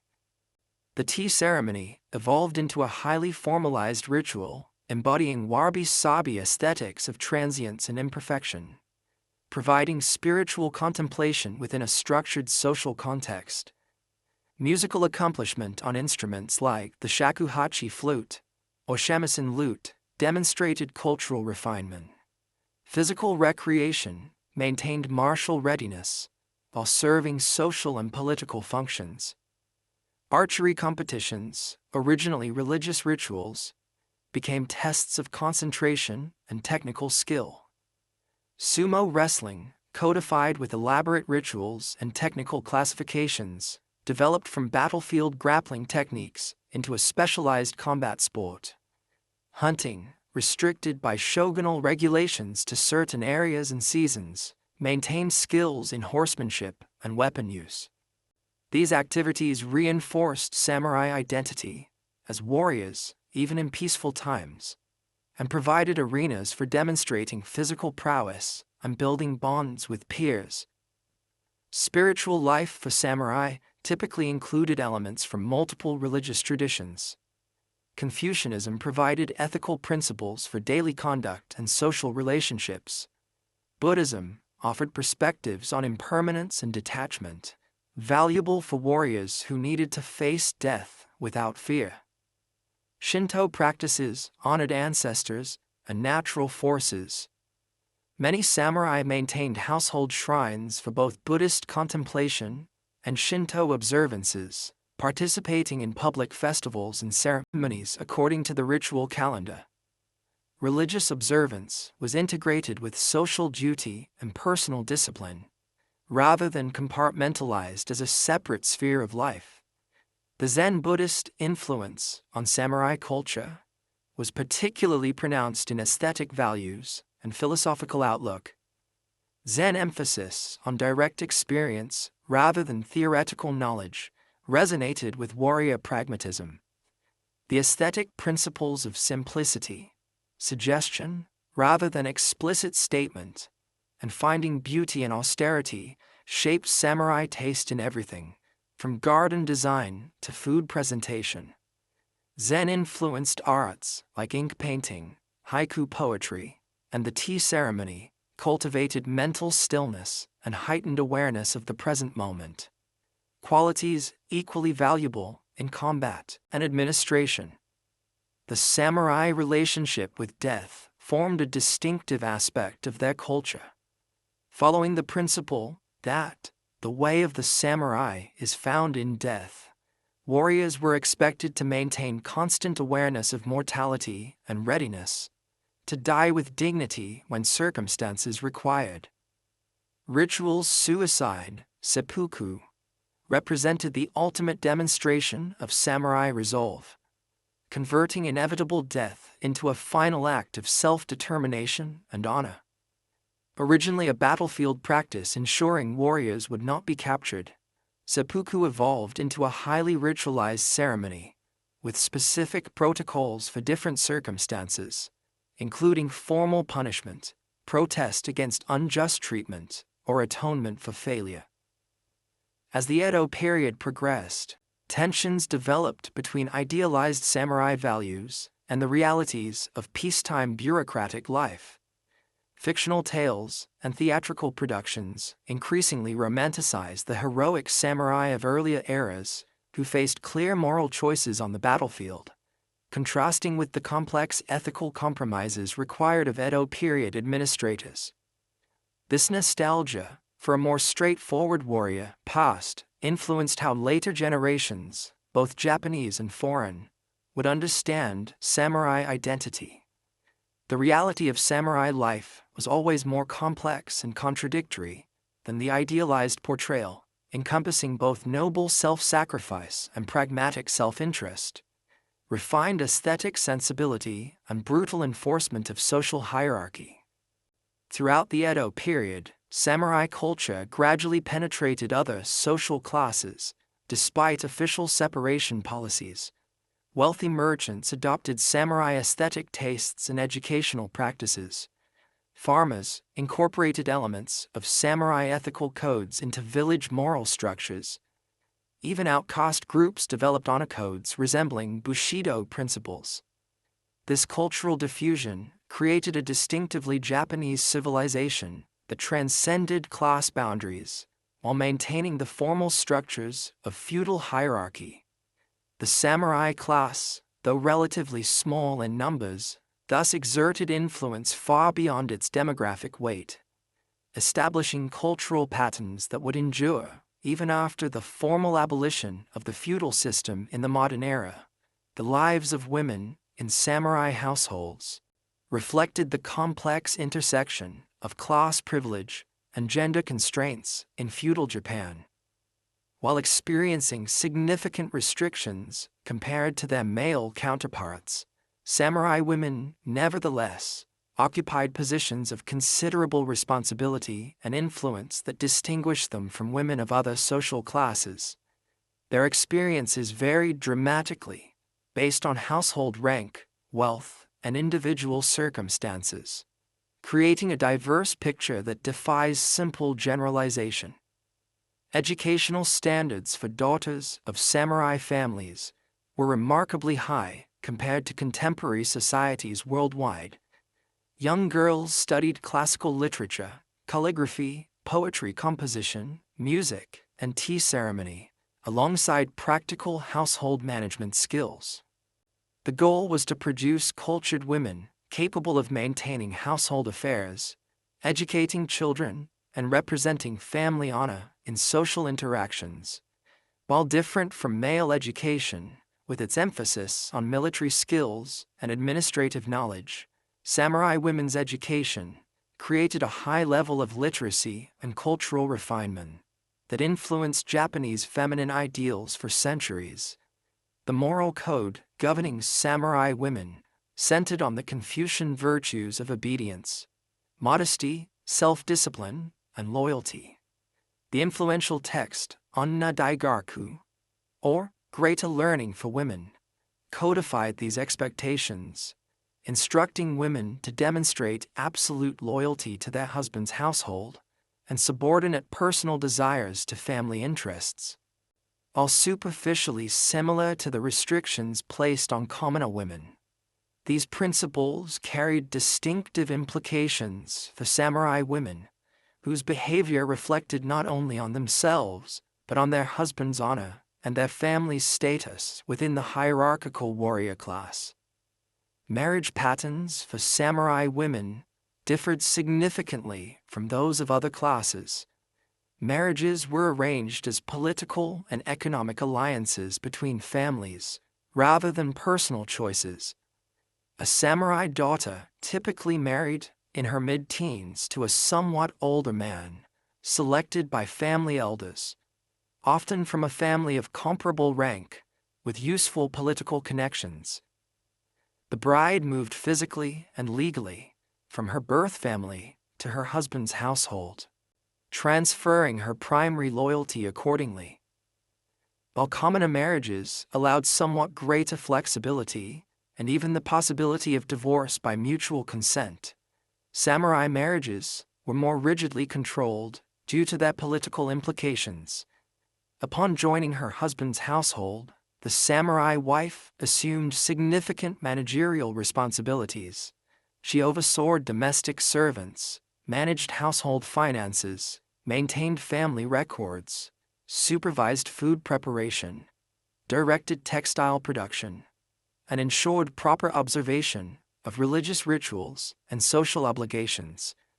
During her husband's frequent absences for official duties or mandatory attendance in Edo, under the Sankin Kotai system, she might effectively govern the household independently for extended periods. This administrative role required practical intelligence, organizational skill, and diplomatic ability in managing both subordinates and relations with other samurai households. The production of male heirs represented a crucial obligation for samurai wives, ensuring the continuation of the family line and preserving its status and stipend rights. Failure to produce a son could lead to the husband taking a concubine or adopting a male heir, potentially marginalizing the wife's position. This reproductive pressure shaped women's experiences significantly, though the practice of adoption provided some flexibility in the system. A wife who produced a male heir secured her position within the household and gained influence through her relationship with the future family head. Beyond biological reproduction, samurai mothers took primary responsibility for their children's early education and moral development. Sons remained under maternal supervision until approximately age 7, when formal martial and academic training began under male teachers. Daughters typically remained under their mother's guidance until marriage, learning both practical skills and cultural accomplishments needed for their future roles as samurai wives. This educational responsibility gave mothers significant influence in transmitting cultural values and shaping the next generation of the warrior class. While samurai women rarely participated directly in combat, historical records and literary accounts describe exceptions during times of crisis. The most famous example was Tomoe Gozen, who fought alongside her lord during the Genpei War and was renowned for her skill with the naginata, a pole weapon with a curved blade particularly associated with female martial training. During castle sieges in the Sengoku period, some samurai women defended their homes alongside male warriors. The naginata eventually evolved from a battlefield weapon into a symbolic martial art practiced by samurai daughters as both physical training and character development, emphasizing the distinctive status of warrior class women. The aesthetic and cultural contributions of samurai women significantly influenced Japanese civilization. Literary works by samurai women included poetry, diaries, and creative prose that contributed to the Japanese literary tradition. Women of the warrior class preserved and transmitted traditional arts like the tea ceremony, flower arrangement, and classical music within their households and through teaching.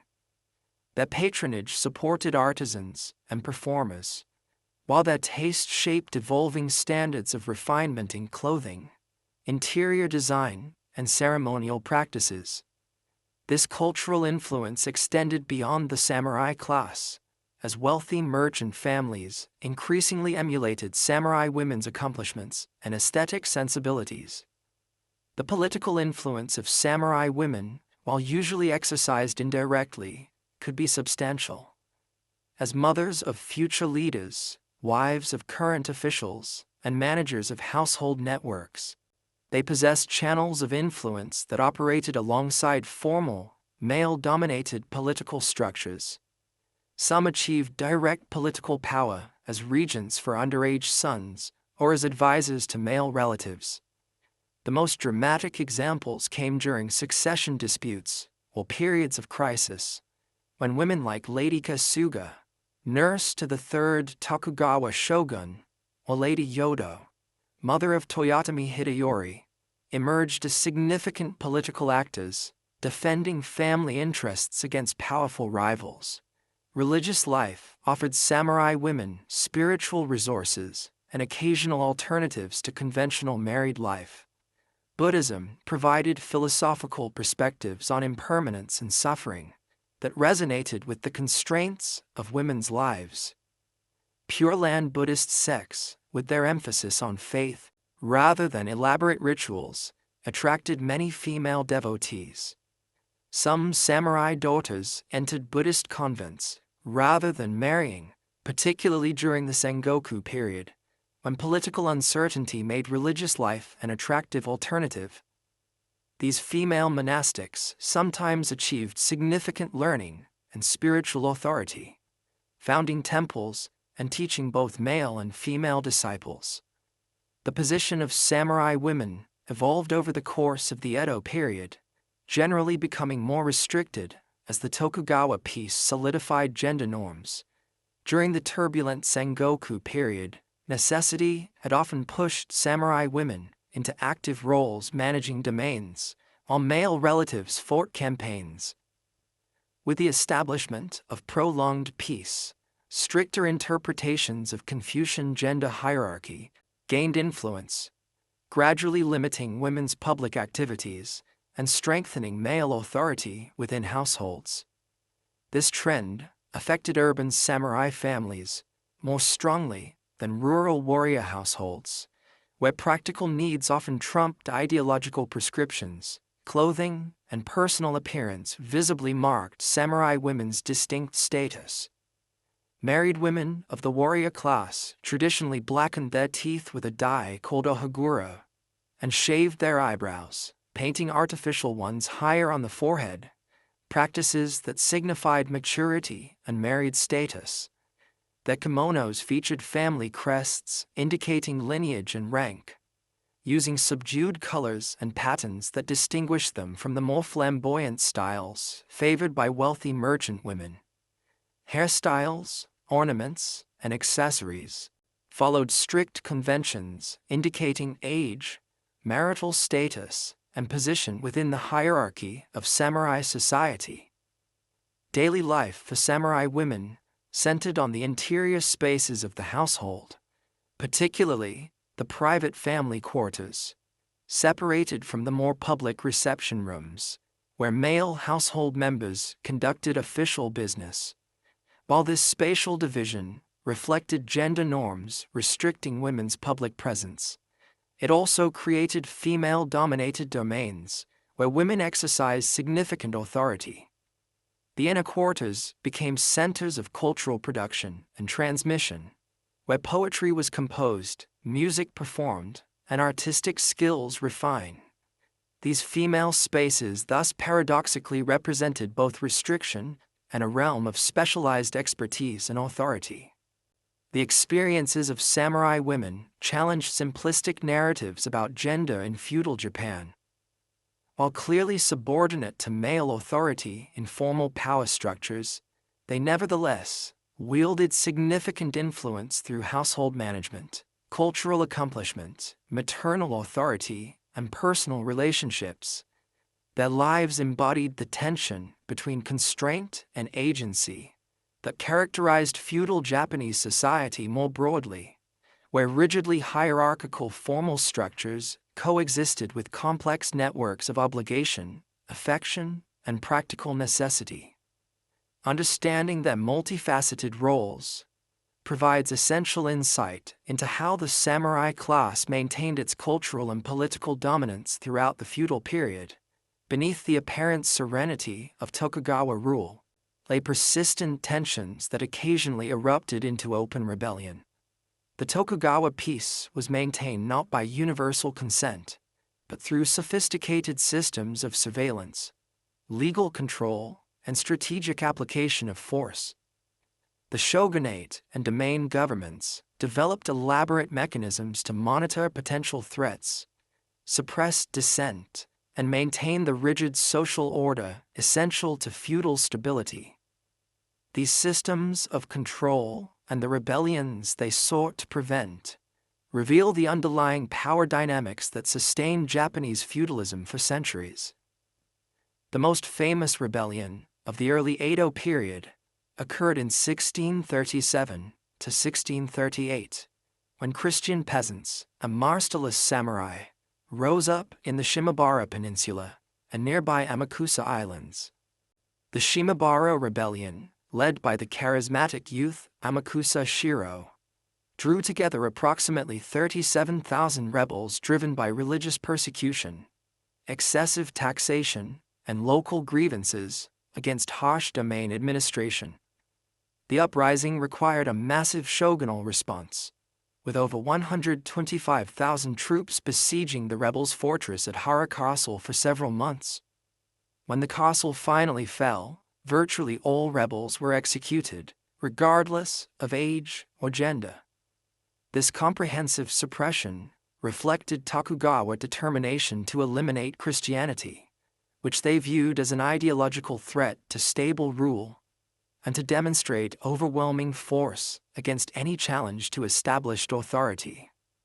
Following the Shimabara Rebellion, the shogunate intensified its anti-Christian policies. The religious registry system required all Japanese to register with a Buddhist temple, which would certify their non-Christian status.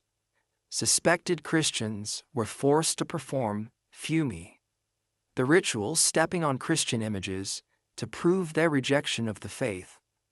Those who refused faced torture and execution.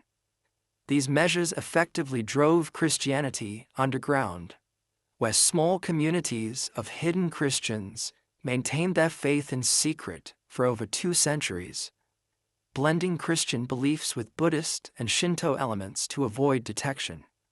Beyond religious rebellion, peasant uprisings constituted the most common form of resistance to feudal authority. Over the course of the Edo period, thousands of peasant protests occurred throughout Japan, driven by excessive taxation, corrupt local officials, rice shortages, and natural disasters. Most began as organized petitions and demonstrations, following established protocols for expressing grievances to authorities. When these formal channels failed, protests might escalate to Yonaoshi Ikki, or world rectification uprisings, where peasants destroyed property of wealthy merchants, attacked local officials, or occupied government offices. The shogunate and domained governments developed sophisticated strategies for managing these rural tensions. Initial violent suppression was typically followed by strategic concessions, addressing the most egregious grievances while punishing identified ringleaders. This carrot-and-stick approach maintained the formal authority structure while releasing pressure that might otherwise threaten the entire system. Local officials served as crucial intermediaries, absorbing peasant anger while communicating acceptable demands to higher authorities. This pattern of controlled protest, selective repression, and limited reform characterized the dynamic stability of Tokugawa rural governance. Urban rebellions presented different challenges to feudal authorities. Crowded cities with concentrated populations of artisans, day laborers, and servants could erupt into destructive riots during food shortages or in response to perceived injustice. The Edo riots of 1733 and 1787, known as Uchikawashi, involved systematic destruction of wealthy merchants' property following rice price spikes. Urban commoners expressed collective grievances through anonymous satirical writings posted in public places, spreading discontent that authorities struggled to trace and suppress. The concentrated populations and economic importance of cities made urban unrest particularly threatening to the feudal order. Among the samurai class, political conflict typically took the form of domain succession disputes or factional struggles within domain governments, rather than open rebellion against the shogunate.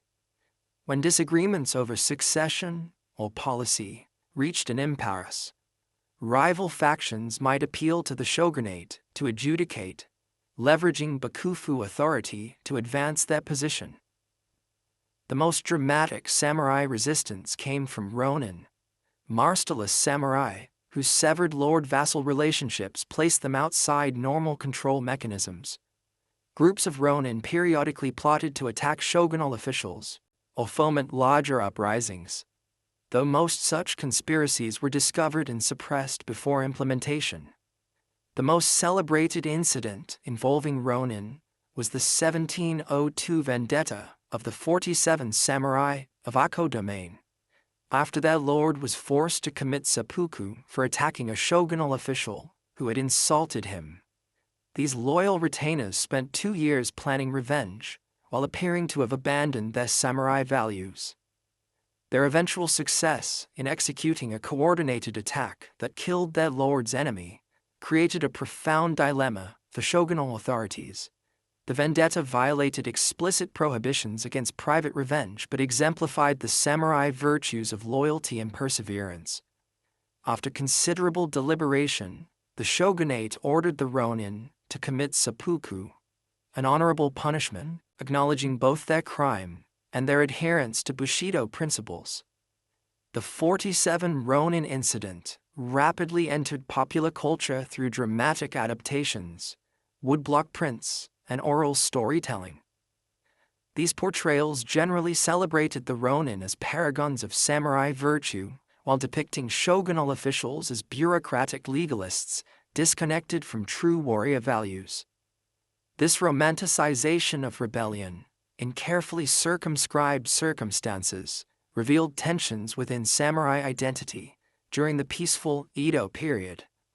The tale's enormous popularity suggested a widespread nostalgia for more heroic expressions of samurai values than were possible Within the highly regulated Tokugawa order, the shogunate maintained comprehensive surveillance systems to identify potential threats before they materialized.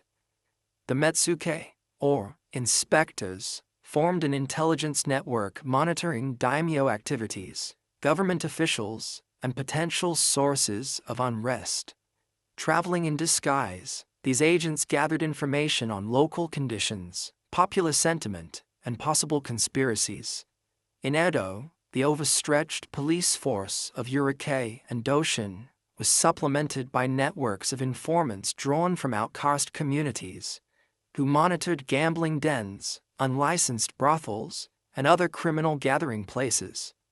Domain governments maintained similar systems within their territories, creating overlapping webs of surveillance throughout Japanese society. Legal control represented another pillar of Tokugawa authority. The shogunate issued comprehensive legal codes governing everything, from acceptable clothing for different classes to procedures for traveling between domains. Domain governments promulgated their own local regulations within this national framework. Punishments were public and severe, designed to deter through example rather than rehabilitate offenders. Criminal suspects faced detention and interrogation under torture until they confessed, with few procedural protections. This harsh penal system, while arbitrary by modern standards, created clear boundaries for acceptable behavior within the rigid feudal order.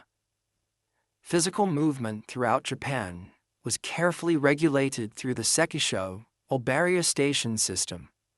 These checkpoints on major roads examined travelers' documentation, particularly focusing on weapons transportation and unauthorized movement of women and children. The most stringent inspection occurred at barriers controlling access to Edo, Kyoto, and Osaka, as well as those separating different domains. This system aimed primarily to enforce the Sankin Kotai system by preventing daimyo families from leaving Edo without permission and controlling potential rebel movements between regions. Within this controlling framework, however, Japanese society maintained remarkable internal stability compared to contemporary societies worldwide. Violent crime rates remained relatively low, and most people experienced the feudal order not primarily as oppression, but as a predictable structure within which they could pursue limited but meaningful life goals. The emphasis on group responsibility, from the village level to the domain level, created strong social pressure for conformity and self-regulation. Communities managed minor conflicts internally through mediation and social sanctions, minimizing the need for direct intervention by samurai authorities. The Tokugawa system thus balanced firm control with pragmatic flexibility, maintaining core feudal hierarchies while allowing sufficient adaptability to address changing conditions. This dynamic stability characterized Japanese feudalism at its most developed stage, creating a society that preserved traditional structures while gradually evolving new social and economic patterns within the formal feudal framework. The relative rarity of large-scale rebellion, despite significant internal tensions, testified to the sophisticated governance mechanisms developed through centuries of feudal experimentation. As the Tokugawa peace extended into its second century, profound economic and social transformations occurred beneath the apparently unchanging feudal structure.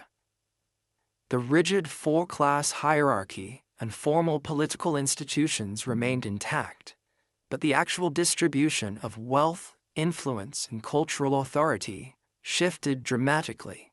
These changes created increasing tensions between feudal ideology and social reality, gradually undermining the foundations of samurai dominance while creating new cultural forms that would shape Japanese modernity.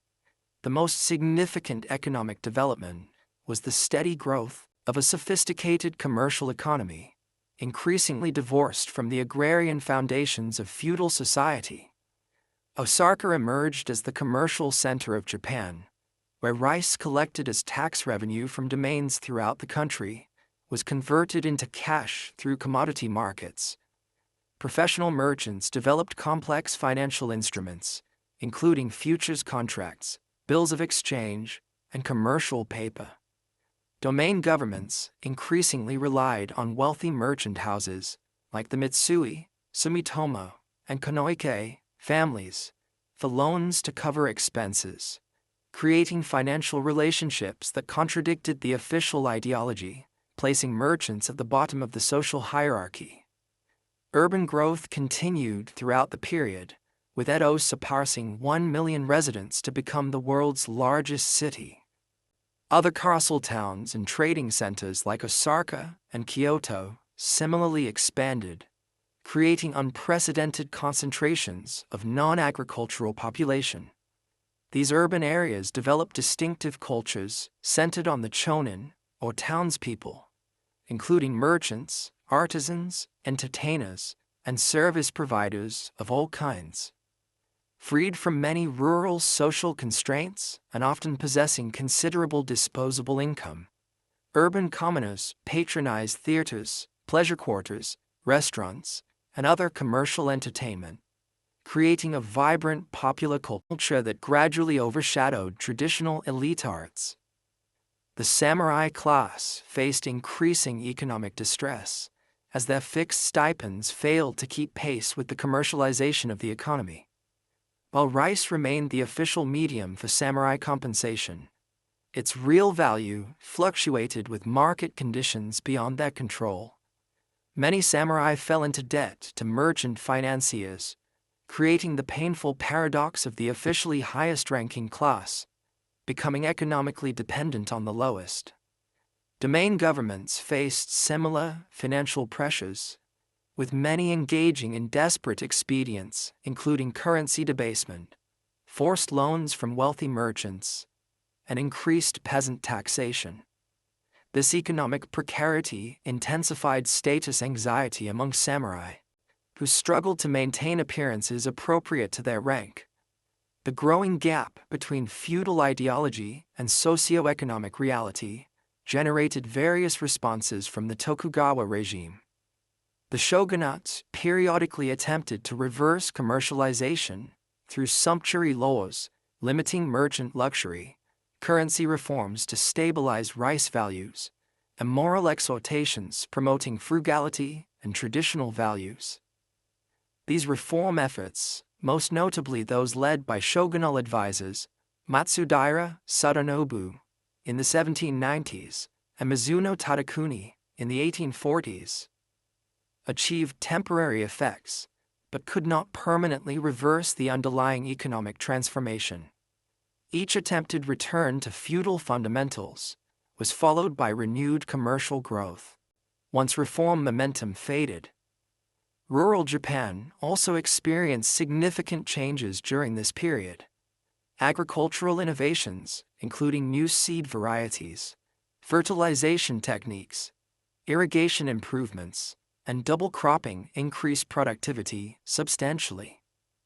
Commercial agriculture spread as farmers shifted from subsistence production to specialized crops with higher market value, including cotton, indigo, sugar, tobacco, and rapeseed. Villages became increasingly differentiated internally between wealthy farming families with substantial land holdings and marginal cultivators who supplemented agricultural income with handicraft production, wage labor, or seasonal migration to cities. These rural transformations created new patterns of inequality and economic interdependence beyond traditional feudal relationships. Proto-industrial production developed in both rural and urban areas, particularly in textiles, sake brewing, paper making, and ceramic production. Putting out systems emerged when merchant coordinators distributed raw materials to rural households for processing before collecting finished or semi-finished goods for distribution. Urban workshops organized production along increasingly specialized lines, with master craftsmen overseeing apprentices and journeymen, in producing consumer goods for expanding markets. While these arrangements remained largely household-based rather than factory-centered, they represented significant steps toward industrial organization and created new forms of labor discipline outside traditional status hierarchies. The cultural life of the middle to late Edo period reflected these socio-economic transformations. Ukiyo-e woodblock prints depicted the floating world of urban pleasure districts, kabuki actors, beautiful courtesans, and later, famous landscapes and historical scenes. Innovative literary forms emerged including sharebon, entertaining books about pleasure quarter customs, kibiyoshi, satirical picture books often mocking samurai pretensions, and yomihan, complex adventure and supernatural tales. These popular arts flourished despite periodic censorship campaigns targeting content deemed subversive to feudal values or public morality.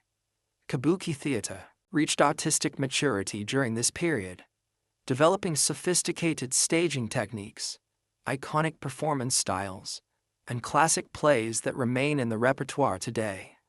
Star actors like Ichikawa Danjuro became cultural celebrities whose portraits, acting styles, and personal lives fascinated the urban public.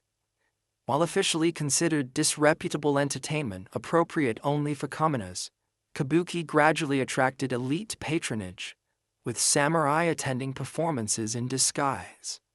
The theaters themselves became important social spaces where different classes mixed informally in ways impossible within the official status system.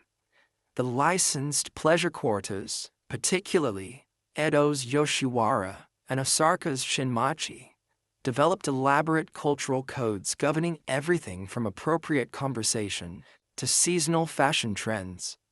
High-ranking courtesans required extensive arts training and commanded prices only wealthy merchants could afford. Their establishments became important cultural salons, where patrons displayed refinement through poetry composition, calligraphy, musical performance, and witty conversation. This sophisticated entertainment world inverted conventional status hierarchies, with merchant wealth purchasing access to cultural capital traditionally associated with elite education. Traditional elite cultural forms continued alongside these popular developments, but increasingly reflected changing social realities. The tea ceremony, traditionally associated with samurai aesthetic values, attracted wealthy merchant practitioners who built elaborate tea rooms and collected valuable utensils. Classical Japanese poetry and linked verse composition remained important markers of education, but incorporated new themes from urban commoner life.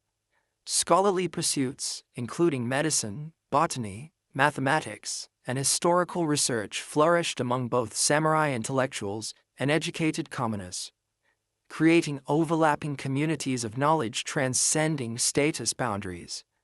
The Middle Edo period witnessed Japan's first significant encounter with Western scientific knowledge through the policy of Rangaku, or Dutch learning. The small Dutch trading post at Dejima, in Nagasaki Harbor, provided the sole official window to European developments. Japanese scholars, initially focused on practical medical knowledge, gradually expanded their interests to astronomy, geography, botany, physics, and military science. Government restrictions limited this learning, requiring official permission for Rangaku studies and censoring potentially disruptive information. Nevertheless, awareness of Western scientific advancement gradually spread among educated elites, creating intellectual ferment despite Japan's formal isolation. Religious life during this period reflected both institutional stability and significant undercurrents of popular spirituality outside official structures. Established Buddhist sects maintained their formal relationships with parishioner households, but often became ritualized and formalistic. Folk religious practices flourished, including pilgrimages to famous shrines and temples, household divination, and local festivals honoring kami and ancestors. New religious movements occasionally emerged, combining elements from various traditions with charismatic leadership and promises of healing or salvation. Though authorities usually suppress these as potential threats to social order. By the late Edo period, this complex social reality increasingly strained against the formal feudal structure. Wealthy merchants with generations of cultural refinement found the official hierarchy that placed them beneath it. Impoverished samurai, increasingly arbitrary. Educated commoners questioned traditional justifications for status distinctions. Domain governments struggled with chronic financial problems. While witnessing the prosperity of the commercial sector, they could tax only indirectly.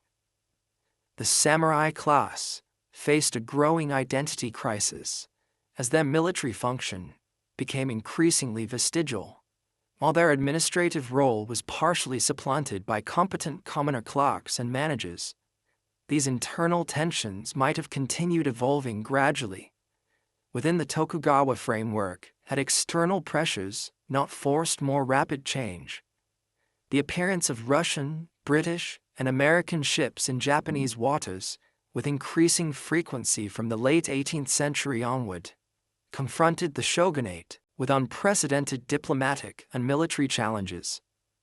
The comfortable isolation that had allowed Japanese feudalism to develop its distinctive patterns was becoming untenable in a rapidly changing global environment. The stage was being set for the dramatic final act of the feudal era, when Japan would confront both internal contradictions and external threats that would ultimately transform samurai society beyond recognition. The long peace of the Tokugawa era created unprecedented opportunities for intellectual exploration and debate. Freed from the constant disruption of warfare that had characterized previous centuries, scholars, samurai, and educated commoners engaged in wide-ranging discussions about ethics, governance, history, and Japan's place in the world. These intellectual currents flowed beneath the seemingly placid surface of Tokugawa society, gradually reshaping fundamental assumptions about legitimate authority and social organization. While initially serving to justify and strengthen feudal institutions, Japanese thought eventually developed perspectives that would contribute to feudalism's ultimate transformation. Neo-Confucianism, particularly the Jushi school imported from Song Dynasty China, provided the official philosophical foundation for Tokugawa rule. This systematic philosophical tradition emphasized moral cultivation, proper social relationships, and cosmic principles underlying both natural phenomena and human society. The shogunate established the Shoheiko in Edo as an official academy, teaching Neo-Confucian texts to samurai officials. Domain schools throughout Japan similarly based their curricula on Neo-Confucian classics that justified hierarchical relationships and emphasized the ethical obligations of rulers to govern with benevolence, while subjects responded with loyalty and obedience. Within this broad Confucian framework, significant philosophical variations developed.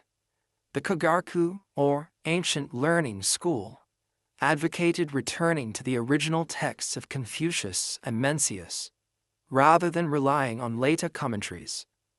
Scholars like Yamaga Soko and Auguste Rai questioned aspects of orthodox Neo-Confucianism, reinterpreting classical sources to address contemporary Japanese conditions. Sarai particularly emphasized the historical foundations of social institutions, rather than their basis in timeless cosmic principles, subtly undermining the ahistorical claims of Tokugawa legitimacy. These intellectual explorations remained within broadly Confucian parameters, but introduced important critical perspectives on received authority. The Shingaku, or heart learning movement, founded by Ishida Baigen, represented another significant variation, blending Confucian ethics with Buddhist and Shinto elements, to create practical moral teachings accessible to merchants and artisans. Addressing the contradiction between the low official status of merchants and their growing economic importance, Shingaku teachings legitimized commercial activity as socially beneficial when conducted ethically. Through accessible lectures and moralistic tales, Shingaku teachers spread values of honesty, diligence, and social responsibility among urban commoners, creating ethical frameworks adapted to commercial society rather than warrior values. Traditional Buddhism faced intellectual challenges during the Tokugawa period, despite its institutional entrenchment. Buddhist thought had flourished during earlier centuries, with innovative Japanese developments of Tendai, Shingon, Pure Land, and Zen traditions. However, under Tokugawa rule, Buddhism became increasingly integrated into state administrative functions through the temple registration system. This official role, combined with comfortable economic arrangements through death ritual monopolies, contributed to intellectual stagnation in mainstream Buddhist institutions. The most vibrant Buddhist thinking often emerged from reform movements criticizing established temple hierarchies and seeking return to foundational spiritual practices. A significant intellectual movement, known as Kokugaku, or national learning, emerged in reaction against the dominance of Chinese Confucian thought in official discourse. Scholars, including Matori Narinaga and Karma Mabuchi, sought to recover a pure Japanese tradition by studying ancient texts like the Kojiki and Manyoshu, developing sophisticated philological methods to extract indigenous concepts from texts influenced by Chinese literary forms. These scholars celebrated distinctively Japanese aesthetic and spiritual sensibilities found in ancient literature, contrasting them favorably with what they characterized as the excessively rationalistic and moralistic Chinese tradition. Kokugaku scholarship evolved from purely literary and linguistic studies into increasingly political directions by the late Tokugawa period.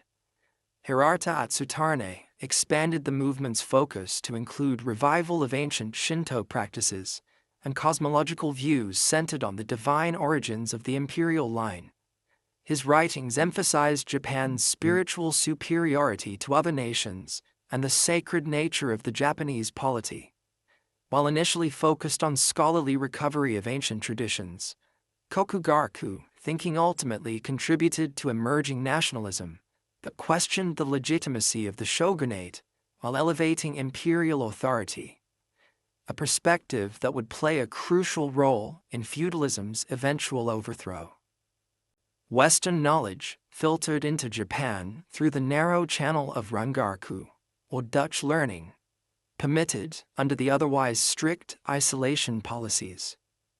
Initially focused on practical medical knowledge, Rangaku scholars gradually expanded their interests to encompass astronomy, geography, botany, physics, and military science. Translations of Dutch texts introduced Copernican astronomy, Newtonian physics, Linnean biological classification, and modern anatomical understanding to Japanese intellectual circles. These scientific concepts challenged traditional East Asian cosmological views and demonstrated Western technological advancement that could not be easily dismissed.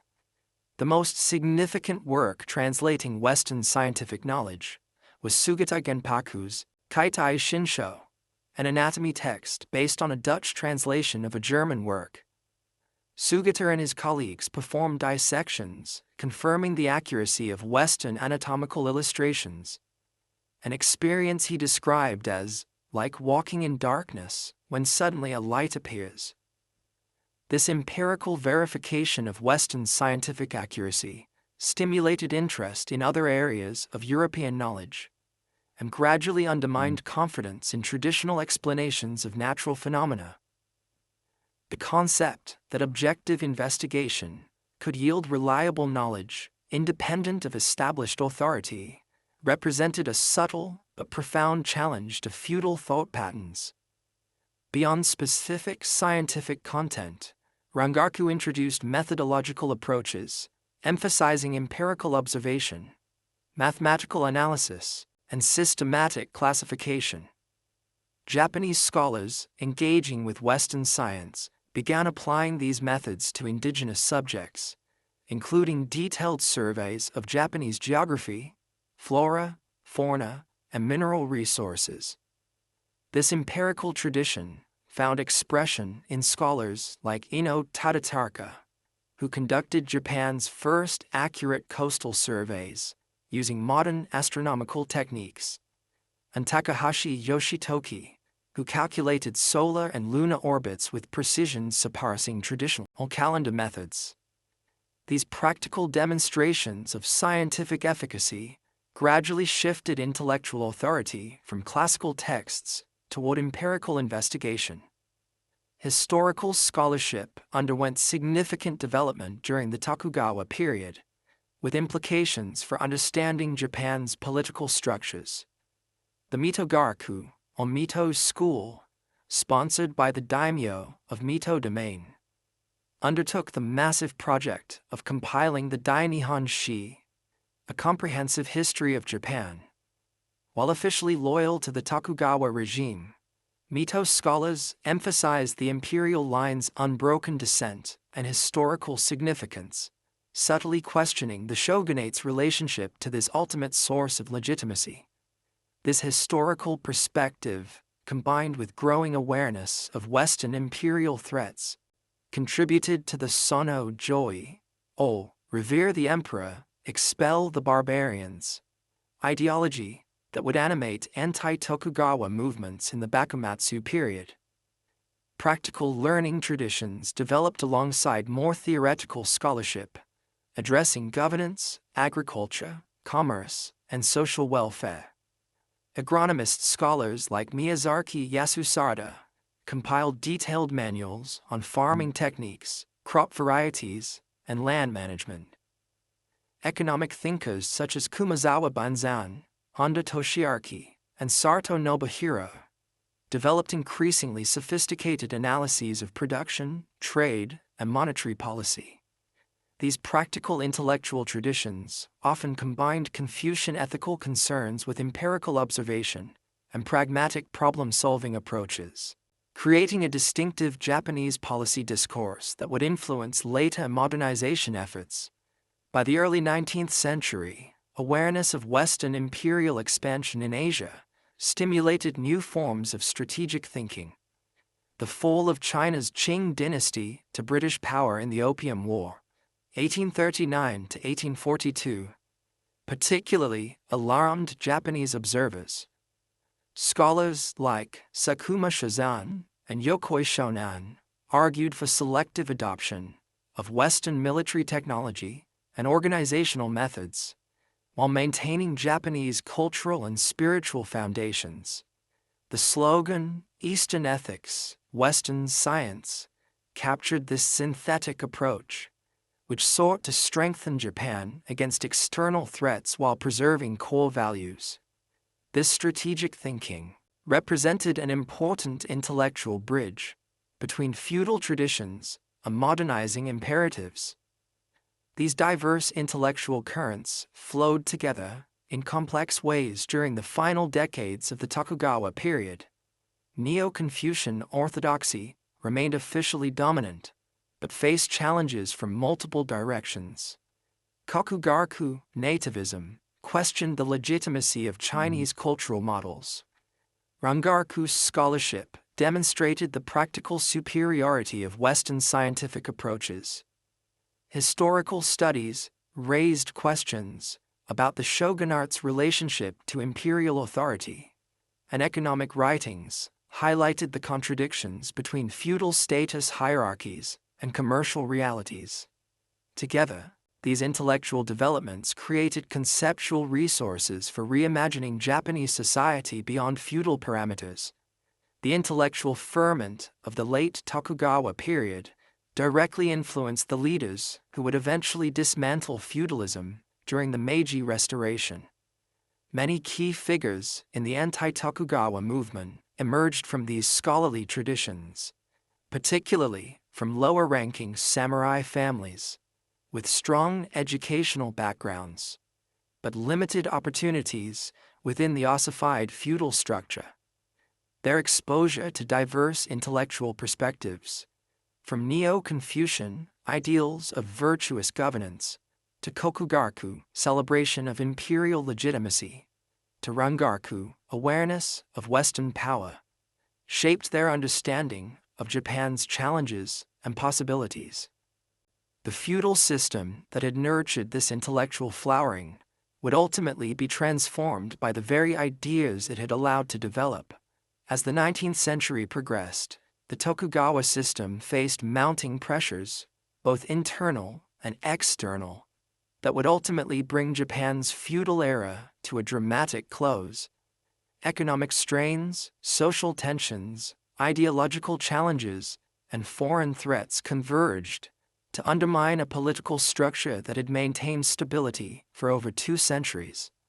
The final decades of Tokugawa rule witnessed increasing signs of systemic crisis, desperate reform attempts, and ultimately the collapse of feudal institutions. Yet even as the formal structures of samurai rule disappeared, core elements of samurai culture and values would continue to shape Japanese national identity into the modern era and beyond. The Tokugawa shogunate's financial difficulties intensified during its final decades. Despite repeated currency debasements, forced loans from wealthy merchants, and attempts to increase agricultural productivity, both the central bakufu and most domain governments faced chronic budget deficits. The economic foundation of samurai rule, control of agricultural surplus through rice taxation, proved increasingly inadequate as commercial activity generated wealth that feudal institutions struggled to tap effectively.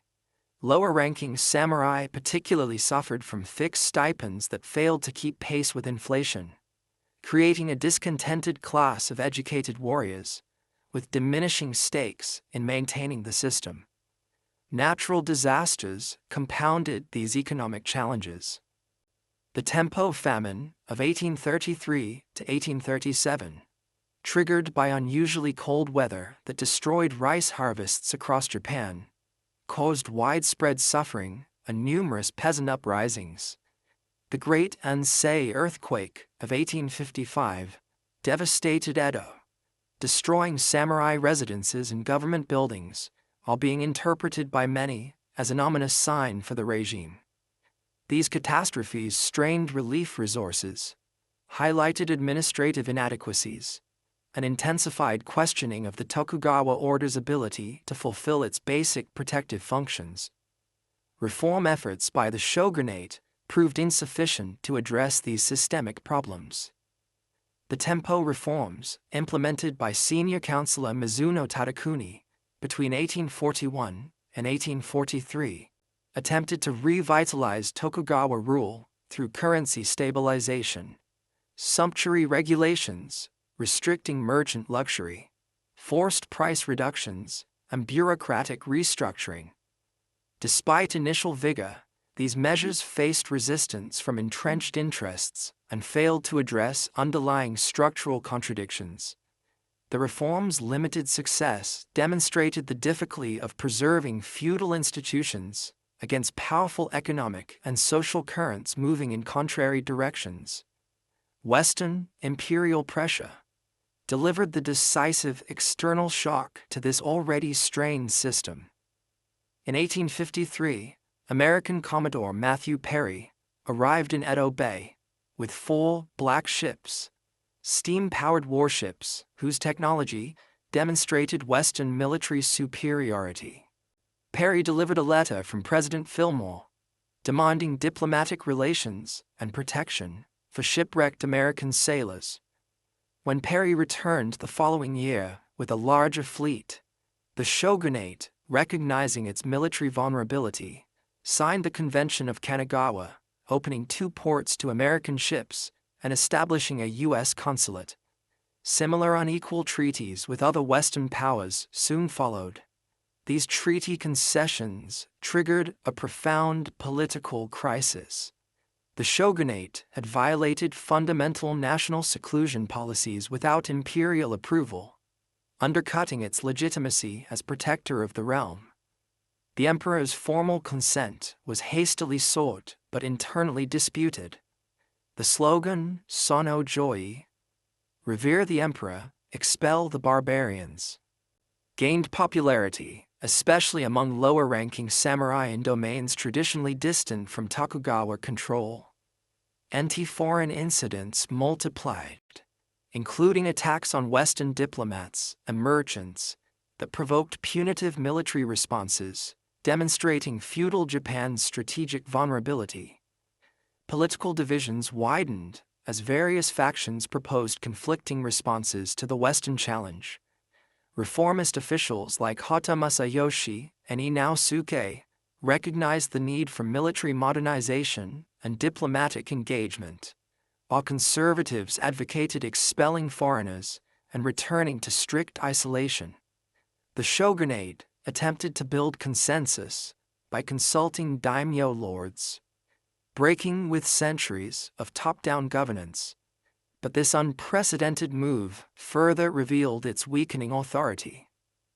When Chief Minister Ieyasu imposed his policy through the Ansei purge of opponents, his assassination in 1860 by anti-foreign samurai demonstrated the regime's inability to contain growing political violence. Several domains, particularly Satsuma, Choshu, Tosa, and Hizen, emerged as centers of opposition to Tokugawa hegemony. Initially divided between pro-imperial and pro-foreign factions, these domains gradually developed a unified perspective, advocating both imperial restoration and selective westernization to strengthen Japan against colonial threats. Lower-ranking samurai, with formal education but limited opportunities within the ossified Tokugawa hierarchy, often led these reform movements. The humbling of Satsuma by British naval forces in 1863 and the bombardment of Choshu coastal defenses in 1864 convinced many domain leaders that expelling foreigners was impossible without first modernizing Japan's military and political systems. The shogunate's final modernization efforts proved too little, too late. The last shogun, Tokugawa Yoshinobu, implemented military reforms, purchasing Western weapons and hiring French advisors to train Bakufu forces. Diplomatic missions to Europe and America acquired knowledge of Western political systems, industrial methods, and military organization. Progressive officials like Katsu Kaishu advocated fundamental restructuring of government along Western lines. However, these belated initiatives could not overcome the accumulated loss of political legitimacy and the momentum shifting toward imperial restoration as the focus for national renewal. In November 1867, Tokugawa Yoshinobu formally resigned as shogun, hoping to maintain a significant political role within a new imperial government. However, radical elements from Satsuma and Choshu seized the imperial palace in Kyoto on January 3, 1868, and proclaimed the restoration of direct imperial rule. When Yoshinobu mobilized troops to regain control, the brief Boshin War erupted. Despite superior numbers, Bakufu forces lost the decisive Battle of Toba-Fushimi, with many Tokugawa allies defecting or remaining neutral. Further resistance in Edo was avoided through negotiations by Katsu Kaishu, though fighting continued in northern Japan until mid-1869. The surrender of the last Tokugawa holdouts at Hakodate marked the definitive end of feudal military government in Japan. The Meiji Restoration of 1868, named for the era name of the young Emperor Mutsuhito, represented both culmination and transformation of samurai-led political change. The Restoration government initially included representatives from court nobility and various domains, but power increasingly concentrated among leaders from the four key anti-Tokugawa domains, particularly Satsuma and Choshu. These samurai reformers, including figures like Saigo Takamori, Kido Takayoshi, Ito Hirobumi, and Yamagata Aritomo, recognized that preserving Japanese independence required fundamental restructuring of political, military, and economic systems along Western lines. The dismantling of feudal institutions proceeded with remarkable speed. In 1869, the daimyo formally returned their domains to imperial authority, receiving appointments as governors of their former territories. By 1871, these domains were abolished entirely and replaced with prefectures administered by the central government. The elaborate status hierarchy of Tokugawa society was officially abandoned in 1871, with former samurai, peasants, artisans, and merchants unified as imperial subjects with formal legal equality. The commoner classes generally welcomed these changes, while the former elite experienced them as profound disruption of traditional identities and privileges.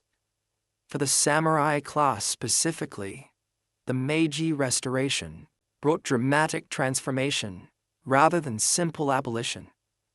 The privilege of wearing swords, the visible symbol of samurai status, was eliminated in 1876, striking at warrior identity.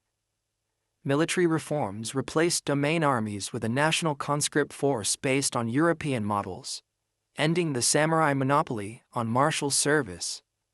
Most significantly, the government converted hereditary samurai stipends first to interest-bearing bonds and then to one-time cash payments, fundamentally altering the economic basis of samurai existence from hereditary entitlement to capital investment. These rapid changes provoked the last armed resistance from conservative samurai elements. The Saga Rebellion of 1874, led by former Restoration leader Eto Shimpei, briefly challenged the central government, but was quickly suppressed. More significantly, the Satsuma Rebellion of 1877, led by the renowned samurai Saigo Takamori, represented the last major armed uprising of traditional warriors against modernizing reforms. After initial successes, Saigo's forces were defeated by the modern imperial army, with Saigo himself committing suicide rather than surrendering. This decisive defeat demonstrated that the age of the samurai as a military class had truly ended. Despite the abolition of formal samurai status, formal warrior families pursued various adaptation strategies in the New Japan. Many invested their stipend bonds in business ventures, with mixed success. Others entered government service as bureaucrats, diplomats, police officers, and teachers, where their education and administrative experience proved valuable. Some became officers in the new imperial military forces, transferring martial values to modern institutional contexts. A smaller number embraced entrepreneurship, using their connections and education to establish successful enterprises. Through these diverse paths, former samurai played crucial roles in Japan's rapid modernization, while experiencing profound disruption of traditional identities. The Meiji government consciously preserved and repurposed elements of samurai values, even while dismantling feudal institutions. Bushido was reinterpreted as a national ethic rather than a class-specific code, with virtues like loyalty, self-discipline, and self-sacrifice promoted as distinctively Japanese qualities expected of all imperial subjects. The 1890 Imperial Rescript on Education institutionalized these values in the national school system, emphasizing loyalty to the emperor, filial piety, and willingness to sacrifice for the nation.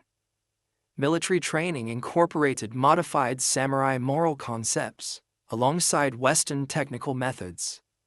This selective adaptation of samurai ethics to modern nationalist purposes created ideological continuity amid institutional transformation. Japanese cultural production during the Meiji period reflected complex attitudes toward the samurai past. Early Meiji literature often critiqued feudal values and celebrated new social possibilities. However, as Japan secured its independence and achieved international recognition, cultural nostalgia for samurai traditions increased. Historical novels romanticized warrior virtues, theater productions celebrated famous samurai exploits, and popular publications promoted Bushido as Japan's unique ethical heritage. This cultural ambivalence toward the feudal past, simultaneously rejecting its institutions while selectively celebrating its values, characterized Japan's complex relationship with its samurai heritage. The international reception of samurai imagery followed a similar pattern of romanticization, detached from historical complexities. Western observers like Lefkardio Hearn popularized idealized portraits of samurai as noble warrior philosophers, embodying exotic Eastern wisdom and martial prowess. The 1900 publication of Nitobe Nazo's Bushido, The Soul of Japan, in English, presented samurai ethics as Japan's equivalent to Western chivalry, emphasizing aesthetic and spiritual dimensions while downplaying problematic historical realities. These selective international interpretations reinforce Japan's own cultural re-evaluation of its samurai heritage. Throughout the 20th century and into the 21st, the samurai legacy has maintained powerful cultural resonance while undergoing continuous reinterpretation. During Japan's imperial expansion, militarists emphasized the martial aspects of Bushido to inspire sacrifice in modern warfare. After World War II, more humanistic interpretations stressed the cultural and spiritual dimensions of samurai tradition. Contemporary Japanese engagement with this heritage ranges from serious scholarly examination of historical realities to creative reimagining in manga, anime, and video games that reach global audiences. Tourism, martial arts, and cultural performances continue to invoke samurai imagery as emblematic of Japanese cultural distinctiveness. The actual historical samurai were neither the perfect warrior philosophers of romantic legend, nor merely brutal enforcers of feudal hierarchy. They were complex historical actors who created and maintained a distinctive social order that evolved over centuries to meet changing conditions. Their cultural accomplishments, ethical ideals, aesthetic sensibilities, and governing institutions represented remarkable achievements that influenced Japanese civilization far beyond their formal abolition. The tensions within samurai identity, between violence and refinement, loyalty and ambition, tradition and innovation, reflected broader contradictions within human experience that give their story continuing resonance. The feudal Japan, created and governed by the samurai for nearly 7 centuries, represents one of history's most distinctive social and political experiments. Unlike European feudalism, which gradually evolved into absolutist monarchy and then constitutional government, Japanese feudalism reached its most developed form in the Tokugawa period, before rapid transformation through the Meiji Restoration. This compressed historical trajectory created the unique phenomenon of former samurai themselves dismantling feudal institutions and building modern alternatives, preserving cultural continuity amid institutional revolution. The result was a modernization process that maintained distinctive Japanese characteristics while adopting Western technologies and organizational methods. As the physical reality of samurai rule recedes into history, its cultural echoes continue reverberating through Japanese society and global imagination. The aesthetic sensibilities developed through centuries of samurai patronage remain visible in contemporary Japanese design, architecture, and artisanal traditions. Ethical concepts derived from Bushido influence modern Japanese corporate culture, educational philosophy, and interpersonal etiquette. Martial arts originated by samurai for battlefield application have evolved into global practices emphasizing personal development and philosophical insight. These persistent influences demonstrate how thoroughly samurai culture permeated Japanese civilization during its centuries of development. The story of the samurai in feudal Japan offers profound insights into how societies organize power, cultivate values, and navigate between tradition and change.